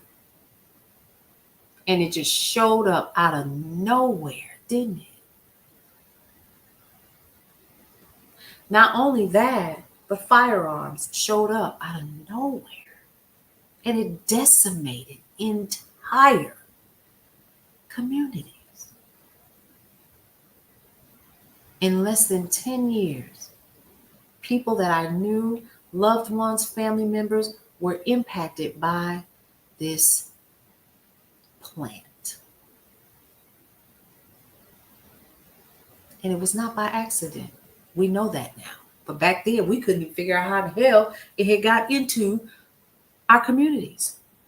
Exactly. Tammy, we were targeted. Absolutely. So Tony says it best. The war on drugs was made up. And it's published now. Tammy, yes, you are correct. And we knew then, I remember my uncles and them, my Uncle Leonard and all of them having entire conversations about how they knew that it was being brought into our communities. And it was about control. It was about creating the narrative that we couldn't.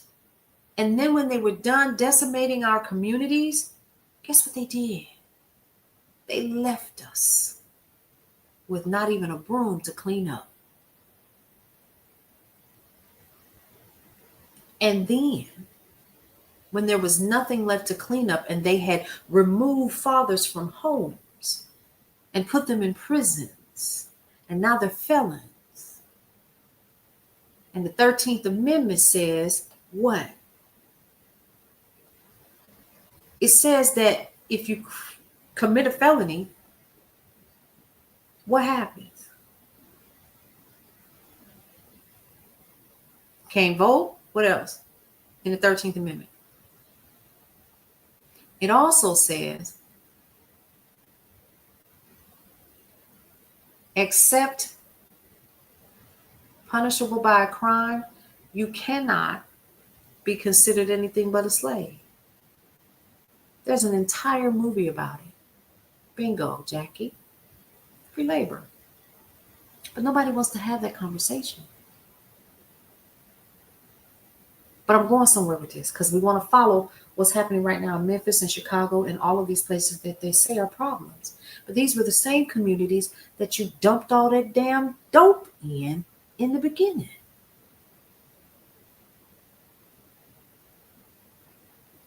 And then you tore apart families.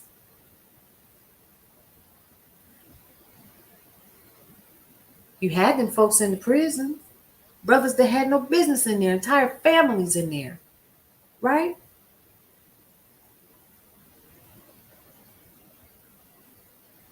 There is an entire design called the school to prison pipeline. Did y'all know that? I studied that in undergrad. Blew my mind.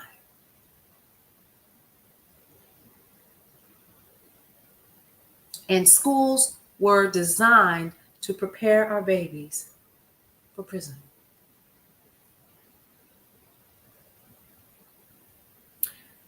But then the 13th Amendment clearly states, except punishable by a crime.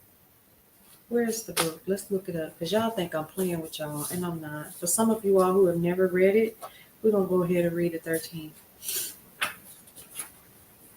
Section 1, neither slavery nor involuntary servitude except as a punishment for crime, whereof the party shall have been duly convicted, shall exist within the United States or any place subject to their jurisdiction. Congress shall have power to enforce this article by appropriate legislation. There it is. So guess what? Slavery still exists. But how are we going to fill those beds? We're going to have to make up something. And then we're going to have to put them to work. And some of the major corporations where you buy your clothes from, your shoes, and all of that are manufactured by prisoners. Right here in the U.S. And some of you all, this is a refresher for you, but some of you may not know that. Some of those companies, Levi's is one. And I could go down the list. We talk about this often in our lives. Follow the money. I was getting ready to say Victoria's Secrets. Yes, is another. Yes, ma'am, Tracy. And stocks skyrocket because of the imprisonment. Thank you for that. This is important information. A lot of people don't want to stay for this. I'm sorry. I'm giving y'all information. You can take this, do with it what you want, but it is absolutely important. Absolutely important. So why am I bringing this up? What I want you all to understand is now we're sitting here and we're talking about the fact that fathers were imprisoned and entire families were decimated when they dropped this stuff into our communities, right? And then once they dropped that stuff into our communities, it removed the heads of household out of the house. And then mama had to deal with it. They had entire television shows about it.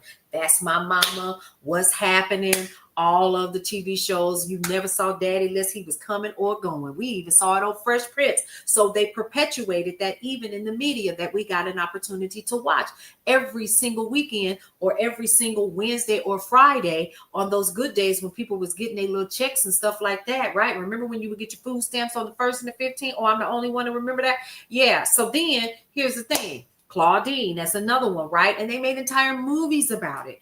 And then when it became glamorized and we began to sing about it, and the songs that we used to sing, black bodies swinging in the southern breeze, breeze. What's going on? Petey Green, DJ back in the day, disappeared into the abyss. Marvin Gaye, impacted by the drug himself. Yes? Yes, strange fruit. You follow that? This was not by accident. So now, all of the songs that we sang about freedom, all of the songs that we talked about, an entire album called What's Going On, still resonates today. Yes? Artists were creating all kinds of things in resistance to what was currently happening with the Vietnam War and so forth. And then people came home and they weren't the same. My uncle was one of them. And it's still going on. Sugar Mama said it's been in the making for over 40 years. Yes. Oh, mercy, mercy me. All things ain't what they used to be. No, no. Where did... Yeah. Y'all remember that? It was designed, y'all. Control. I don't ever want us to think that even when Obama or Biden or Carter was in office, that we were still not under control. But what I want us to understand is they started to relax some of the rules, even while they were dropping what they were, because then they could control Black folks. And not just Black folks, but other people were impacted. We'll say underserved communities, people that weren't making the same amount of money as everybody else, right? But they were still sustaining, they were still living, they were still, yes. And then after they decimated and destroyed families, and mamas don't know what to do with little boys anymore, and we are creating all, and now they're writing their own music and all of these things. And then guess what? They come back to those communities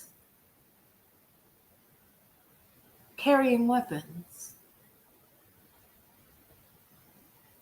to go back into those same communities that you decimated from the jump and told us that you're coming in to save us. Isn't that what happening right now? You're coming in to save us. You're coming to save the communities for those people where the government had already come in and destroy them anyway. And those communities never recovered. So I saw a video today where, it wasn't today. I saw a video today of a brother here in Atlanta. He said he wants the National Guard to come on, and XYZ and so forth, and this, that, and the third, right? Then the sister yesterday, she said the same thing, and people were giving her the blues. Here's what I want y'all to understand. It is exactly that. It is the savior complex. It's a savior complex, but it's also this. You said that you feel comfortable now with your children playing outside and so forth, and this, that, and the third, and you don't have to worry about anything. It's been super quiet, blah, blah, blah. I'll give you that, but please understand, and I said it earlier on during this call, before we get back into it and wrap up. I said it earlier on in the call. What did I say? I said, they always fatten you up before the kill.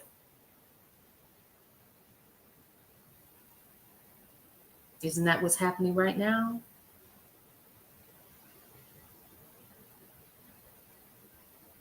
You're comfortable. Thank you. We appreciate you. This is so wonderful. And you don't get it. You don't understand, because thank you so much for that, Armani. I'm actually growing it out from hair loss.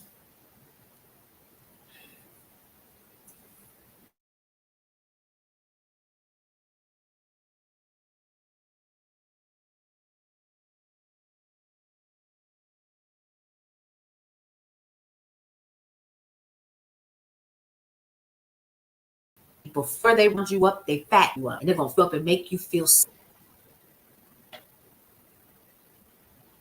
Even though the judge ruled what now against it, democracy is gone. So they're still there. So you're following where I'm going with this. They're still going to be on the ground. They're militarizing it and they're making you feel safe. And rah, rah, sis, boom, bob, we're super, super excited. But along with that goes your rights. Along with that goes democracy. Along with that goes a whole lot of other things. And that is the one thing that has me the most concerned, because it feels good right now, because we're always worried about the right now. But let's dig a little bit deeper. And let's talk about how do we repair those communities that were decimated in the late 70s and the 80s due to what was dropped into those communities. We haven't figured out how to clean those up yet. Oh, Silver Fox, thank you. Okay. Yeah, Jackie, you right, and I'm confused. So where I think I'm the most confused at, and I get it, my kids are safe and so forth and so on, but how long is that going to be okay for you to have? It's like a bad movie. You know what I mean? Like, it's like it's like Nino Brown has come in your community and made everything all right. And I can do what I need to do. And he's got turkeys on Thanksgiving and the truck is gonna be out there and we're gonna be super, super excited. And the whole time he's setting you up. It's fake safety. This woman says she felt amazing in Memphis. She said that. And all I could think, yeah. And some guy in Atlanta said that he was like, they need to come here and so forth and so on. And he's an older guy. He had to be about my age, right? And it's a big setup. But you won't know it until, and see, this is a part of that quiet indoctrination, right? It's the propaganda. We want people safe. We want people safe. So forth. Cassandra, you saw that? We want people safe. And that's why we're doing this. No, it's not. That's the lie you telling. Again, we're going back to the lie that you were telling. So we're even going to go even further, and we're going to talk about when we're talking about what's happening on the 18th. Coming from Guyana. And that's okay, Silver Fox. It's a great place to learn. So we're talking about the 18th now. So October 18th, we know it's no kings, right? They have already started this horrible propaganda about Antifa. We talked about this earlier today. And the propaganda is that it's an organization. It's organized. No, it's not. It's an ideology. It's a thought. It's an idea. It's what you call yourself when you do not believe in specific things. But they would have people believe, because they had this round table. Carol Sue said, I'm still marching. But no one knows how to work together. The one thing that I do know is that no kings is happening. And what they're currently saying is that the numbers are unprecedented and the White House is nervous, but not so much nervous. That is why they are creating the narrative. And do y'all see how all of this works together? Why I told my story about us living and doing and da da da da da and all this and all that, and then Walmart, and they're smiling and they're laughing in your face, and the whole time they're taking that very money that you just earned, that you're giving back to them, and then they're taking that very amount of money, and guess what they're doing? They are giving it back to candidates that are going to do their bidding via PACs and super PACs in your Congress and your Senate and your White House. Did y'all follow that? So you're working for the very people that are working against keeping you where you are and controlling your communities so your children can feel safe in the backyard playing, because they haven't been able to do it because they came in and they stripped your communities years ago of what? Yeah. Is any of this making sense? You follow that? And I'm not making this up. We have to use our critical thinking skills, because when you use your critical thinking skills, I would be sitting on my back porch, ravaged communities. Now all of a sudden we excited that folks is in there standing outside militarily with all kinds of artillery while our babies are outside playing or whatever. And I understand, as a mom, you want somewhere that is safe for your children, but in the bigger scheme of things, What are you setting yourself up for in your communities? Instead of organizing with those local people in your area and asking questions at a level that you should have been asking before this person felt comfortable enough to come into our communities and tell us what we gonna do. Where were we when it was time for the mayor to be reelected? Where were we when the police chief was being reelected? Where were we when the same people keep getting reelected and you're sitting at home saying things aren't changing? You didn't show up on the local level.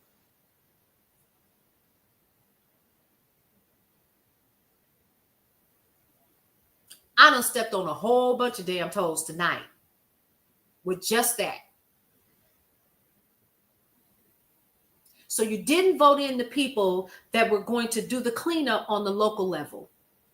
So that gave credence for this person to come in and do what they're doing, in addition to the fact that people like Russ Vought and others couldn't wait to get in. And if the truth hurts, Tony, say ouch.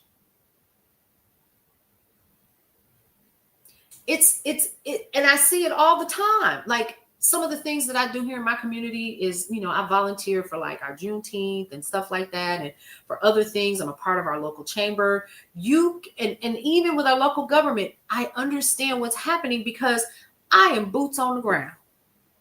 I want to know. But I can't do it by myself. You can't do it that's how we are where we are. Because the same people keep getting voted in. You know how the same people keep getting voted in on a local level? It's not even so much that you aren't showing up to vote. You showing up to vote and you looking for the familiar name because you didn't do the research. Did you know that you can go and get a sample ballot before you go vote to see what's on the ballot so you can do your due diligence? Huh. And look what happened, Space Ranger Cindy. Yep, the same people show up, and it's the same people for 40 damn years in your community ain't gonna do nothing. Make that make sense. Now you know that's illegal, Mr. Johnson's granddaughter. You can't bribe people. But you see what I mean? I know. So I said all of that to round out. I knew she was playing, but you know what I'm saying? You grew up in Chicago City, learned social justice back then. And I did too. And I grew up 90 miles north from there in Milwaukee. And when I tell you we were boots on the ground, that's the only way that I grew up. That's how we understood what was happening. You're dead serious. Well, keep that on the low, baby.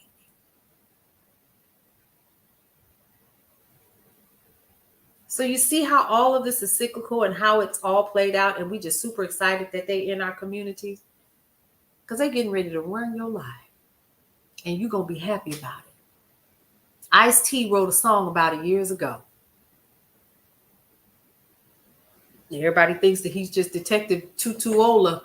Oh no, oh no, no! People aren't doing their research.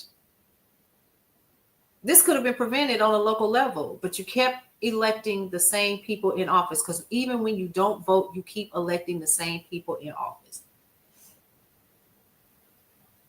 As well, he should. You miss his music? Oh, baby, that's why I got YouTube, honey. I forgot the name of the song, but it was like Shut Up and Like It or something like that. Yeah. And this was in the 80s, y'all. He called it. This is when he was thin and pretty and light-skinned men were in. So now, really quick before we wrap, because we've talked about quite a couple of things. So we talked about deportations and immigrations, raids impacting America's food supply. We knew this was coming, right? Because once this happens, so these people being removed and being moved all around. Let's talk about Burkina Faso real quick. So the U.S., with your tax dollars, wants to send folks over there to Burkina Faso. And Burkina Faso's Ibrahim Traore said, no, you're not, neither. You ain't sending them over here. So the U.S. said, okay, correct, me neither. But I still, hey, but you know what? I still got to stand. I got the one thing I will stand for him is he stood up. I was too. Abstract, I haven't researched that. I do know that we got some issues that just happened with Venezuela because there's been another incident. But I have to respect what he's done so far. So Burkina Faso said, no, you're not dropping them here. And so the Trump administration said, oh, okay, hold my beer. Yes, six unalive. And what they did was the Trump administration has said, anyone from Burkina Faso, take their visas. Nobody can come here from Burkina Faso. And so Ibrahim Traore said, oh, okay, that U.S. consulate that's here, shut it down. Because we're not taking your immigrants. We're not doing it. Yeah. So there's that. And we know about the young lady from Arizona that took her dad's seat and they won't swear her in. Hey, Jen, fight fire with fire. That's right. Good. Now, I stand with him on that. Adelita Grilahara, I think that's her name. Don't charge it to my head, not my heart. I can't read my own handwriting. Y'all see that? It's a mess. Well, they won't swear her in. She got her keys to her office, but they won't swear her in because she's the one vote that's necessary to release the Epstein files. Body count. Love me some body count. He been playing with that band for a long time. Yeah. So they won't swear her in. Yeah, she got her keys though. And Houston still hasn't had an election to fill that seat. That's a shame. The government has been shut down officially in about an hour and a half for 15 days. Yep, she is the one vote to request Mike Johnson vacate. Yep.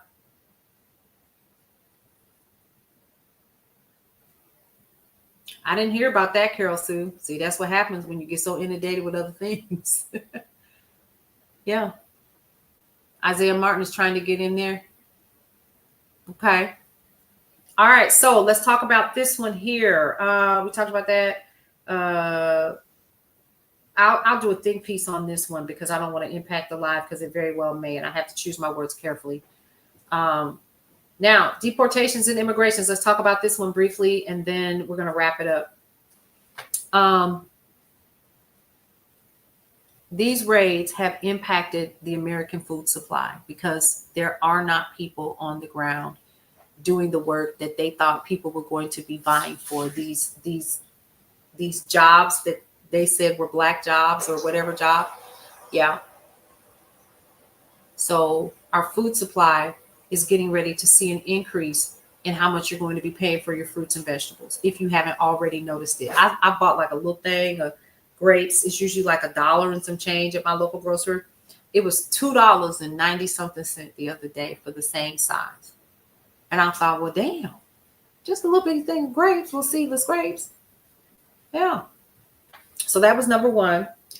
So they're saying expect to see an increase in the amount of money that you're going to be spending on your fruits and vegetables for that very reason. Okay. So that's number two. So we've gone through a lot. We talked about the Voting Rights Act and what's happening in Louisiana. We just touched on refusing to swear in this young lady from Arizona, Adelita. I'll say that her first name, children with disability. We talked about that and everything. Why is my coffee $8 for 12 pods? We talked about healthcare tonight. We did briefly though, and how it's tripled.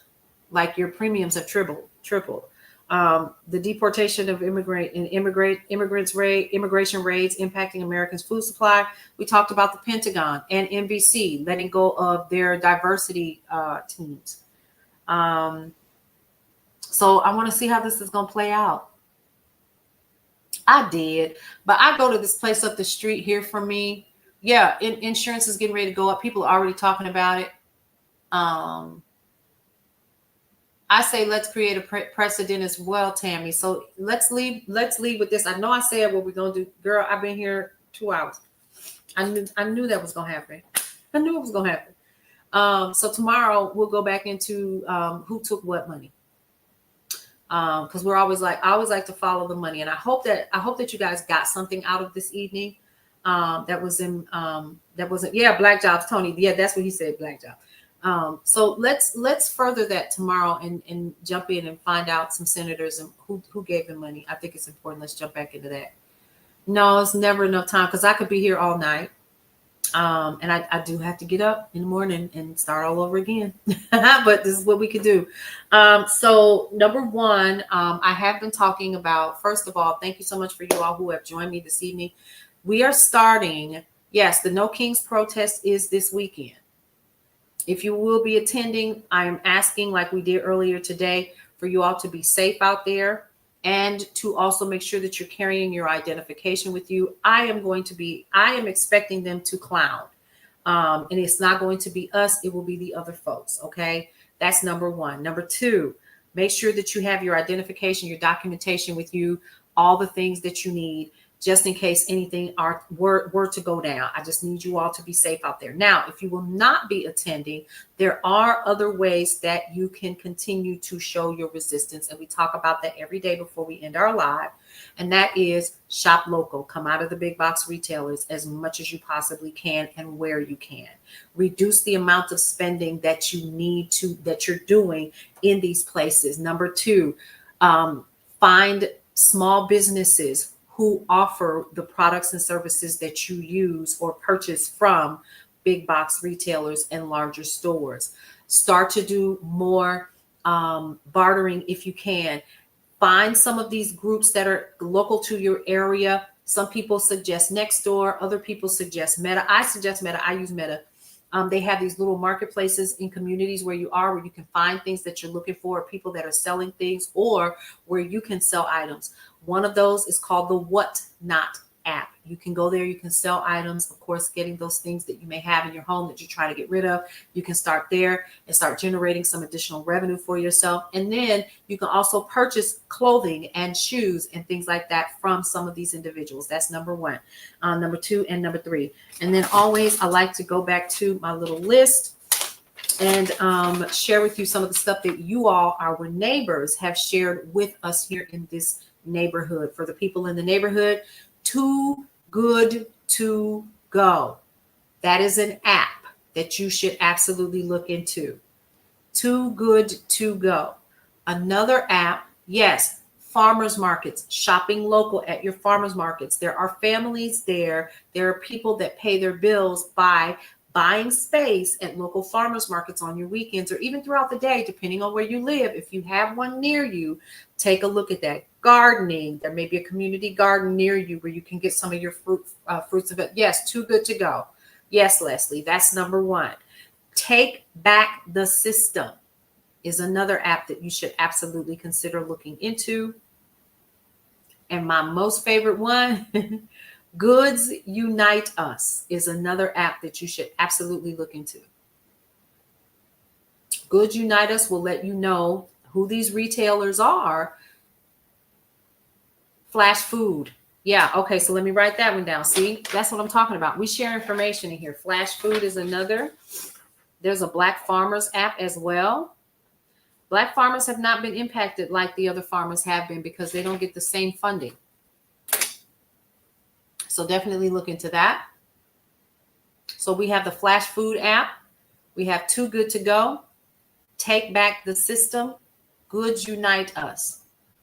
That will tell you the places that you spend money with. Who did they support in this current election?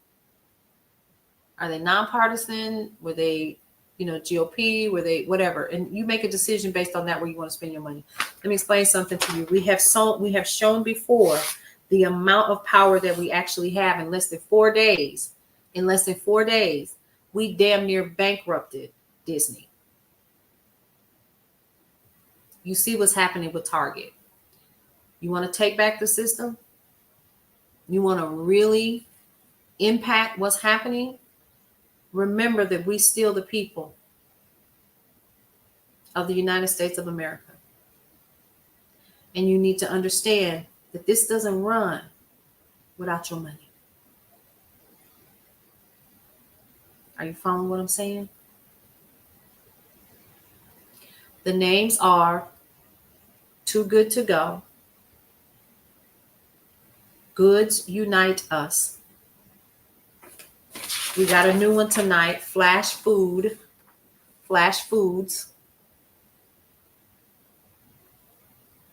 Take Back the System, and the Black Farmers app.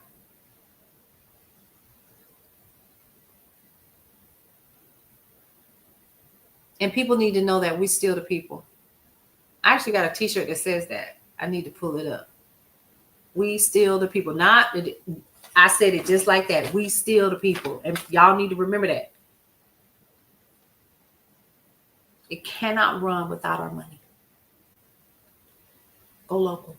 I never thought, and I got to tell the story for some of y'all that you've been here before, you know the story. My foster mother told me a story years ago of when I was asking about the Great Depression. And she said, and I asked her what it was like. And she said, what depression? We didn't have a depression. Listen very closely, because I never thought. This is almost like having an epiphanous moment 40, 50 years later, but I was about 15 at the time. And she said, what depression? We didn't have no depression. She said, white folks had the depression. We lived in our own communities. My daddy had a store and he had this and da-da-da. And we shared everything in our own communities and so forth and so on. Then white folks went through that, not us. Because they didn't want us to be around or a part of what they were doing anyway.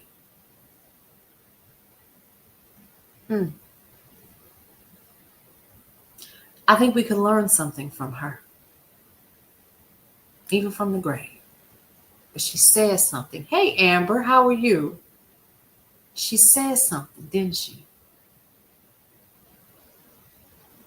Say it again. I'm going to say it again. What depression? Black folks were thriving during this time in certain regions of the country. They didn't know nothing about it.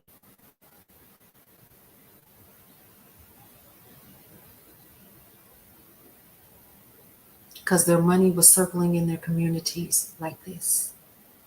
So you have the power. We have the power.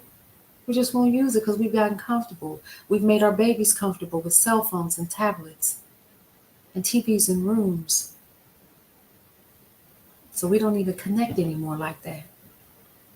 Right? But think about that. If they could do it.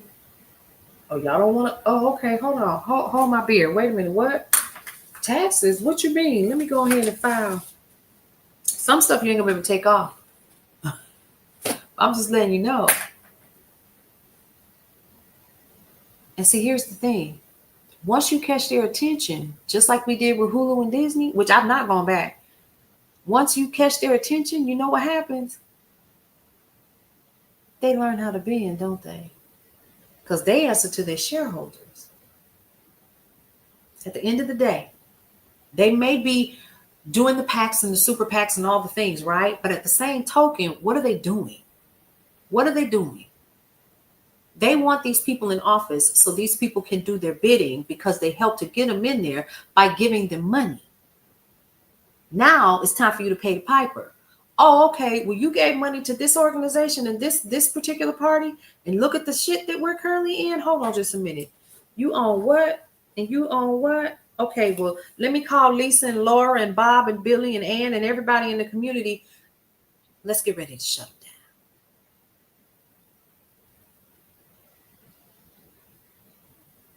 How do you shut them down? Keep your money in your pocket and keep your money local. The power is in your dollar. They think it's about the march. It's about the long-standing resistance of our dollars. It's the same thing that happened during the bus boycott. It damn near bankrupted the city When all them black folks walked where they needed to go and they started ride sharing instead of taking the bus. And they did it until they got what they needed and what they wanted. Huh. That's why I said Good Unite Us app. Find it, download it. If you got space on your phone, if you got an app that you're not using, make space on your phone for it and start finding out who these companies are that gave this money for this administration to get into where they are. Goods unite us. Goods unite us. Mm-hmm. Find out who they are and keep your money in your pocket or go somewhere else. Go somewhere else. Stay out of these stores that paid for this mess that we're dealing with.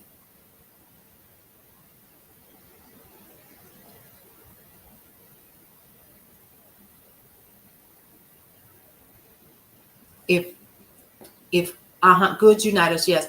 So if we, yes, vote with your dollar. That's all I'm saying. Vote with your dollar. See, that's the communication. See, they think that we're ready to go out here and dance and do all the things and be on the line, and that's fine. But I'm gonna tell you something. It's gonna take multiple different ways to resist in order for us to see the results that we're looking for. There is a need for people to be on the front line. There is a need for a voice like mine. There is a need for a DJ like Tony to go and air himself and do the things that he does and keep people encouraged the way that he does. There is a reason for you to be on this live right now and be listening and go, and then take that and disseminate it into the communities that you're in so you all can make better decisions on where you're going to spend your money. Because at the end of the day, this entire establishment is concerned about one thing, the money. Oh, okay, cool. And they want to control? Oh, okay. All right. Well, why y'all do that? We're going to go ahead and build these communities right here.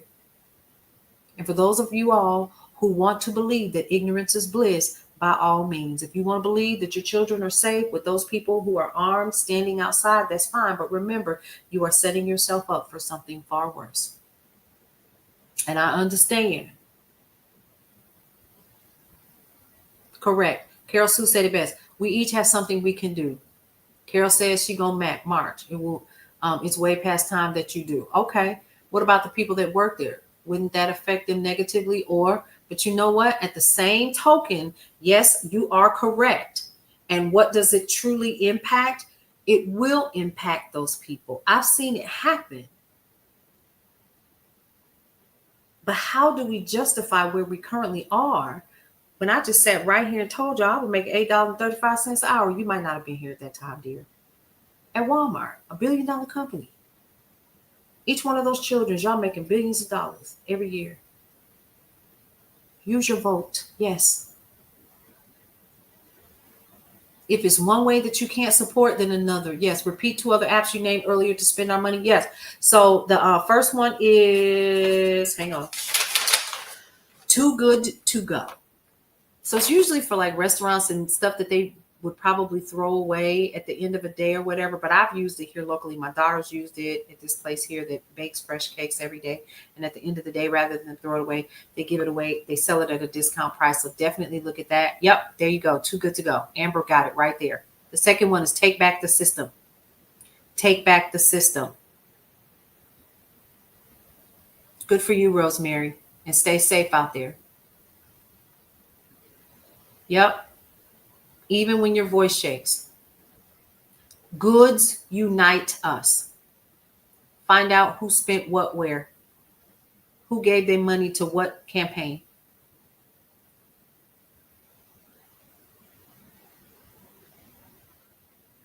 Black Farmers app. Flash Foods app. Take Back the System. Hold on.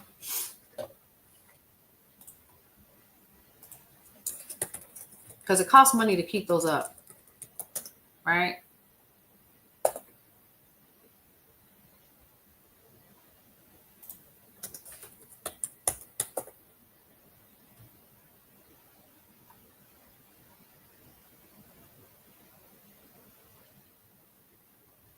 I have to do some digging to see where it's at because I don't see it either.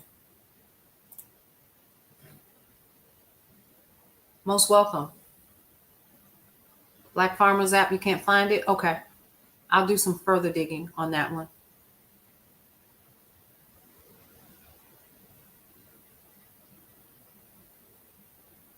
So there you go. You are most welcome. And I appreciate each one of you all for being here. Neighbors, remember, the Neighborhood Watch program starts on Friday. I think it's Friday, right? So we're opening up the doors. So if you want to be a part of that, we're going to explain a little bit more about what the Neighborhood Watch program is and how to become one of the people in the neighborhood. You're neighbors right now, but you could be one of the people in the neighborhood or part of the Neighborhood Watch program. What this does, these memberships are actually ways to help us to keep the doors of the church open, which is Brownstone Worldwide. This is my truth, and I'm telling my truth. But it also gives you access to things to help us to continue on doing what we do every single day, because I'm 100% full-time now, and this is what we do. So I'm trying to figure it out so I can continue to do what I'm doing. But I appreciate each one of you all for doing what you do. And that's being here and disseminating this information. You were raised by my great-grandparents, my ancestors shared much. Absolutely. And you know what? Our griots are leaving us in mass. And we have to share these stories. So when times like this come, we will know exactly what to do. And remember what my foster mother said, and so many old heads who grew up during Jim Crow. We didn't know what that was because it didn't impact us. We didn't know what a depression was because our money stayed in our community. Our money stayed in our community. Our money stayed in our community. You want to stand up? Start there. In the middle of everything else. We will do it through the arts. We will do it through our words. We will continue to do it through media. We will continue to do it through all of the resources that are currently available to us. And when I tell you at the end of the day, whatever begins, ends, we will see the change that we're all looking for. 3 things that I always say before I end every single broadcast. And what is that? 1, love your life. It is the only one that you have. 2, live your life to the fullest and embrace everything that is your life, because you only get one you might as well enjoy it. And lastly, breathe through every single moment. You guys, I will see you tomorrow for another rundown of news and information that you can use from where? Brownstone Worldwide. We'll see you around. Welcome to Brownstone Worldwide. Welcome to Brownstone Worldwide. Tips, topics, and talk, we got it all. Brownstone boozy and breakfast with Fernell. Here to entertain, and we will help you live well. Ladies and gentlemen, boys and girls, you are welcome in the essence. This broadcast, Brownstone, the light is contagious. But you need go on and receive it for yourself. Just open it, exuberant, evolution, excited. We standing on the foundation of expression. You might have seen, you might have been, or you could have gravitated. Our foundation, we want to create a space for all to collaborate and be liberated from eventually all over the globe. And we are extending a hand to those who are an extension from maybe platforms, dig into another stratosphere. Welcome to Brownstone Worldwide. Welcome to Brownstone Worldwide. Tips, topics, and talk, we got it all. Brownstone boozy and breakfast with Bernard. Here to entertain, and we will help you live well. And that is MSG, the message in the message. I can OD on my execution of excellency. And this as a man right now, and things aren't created, but see true.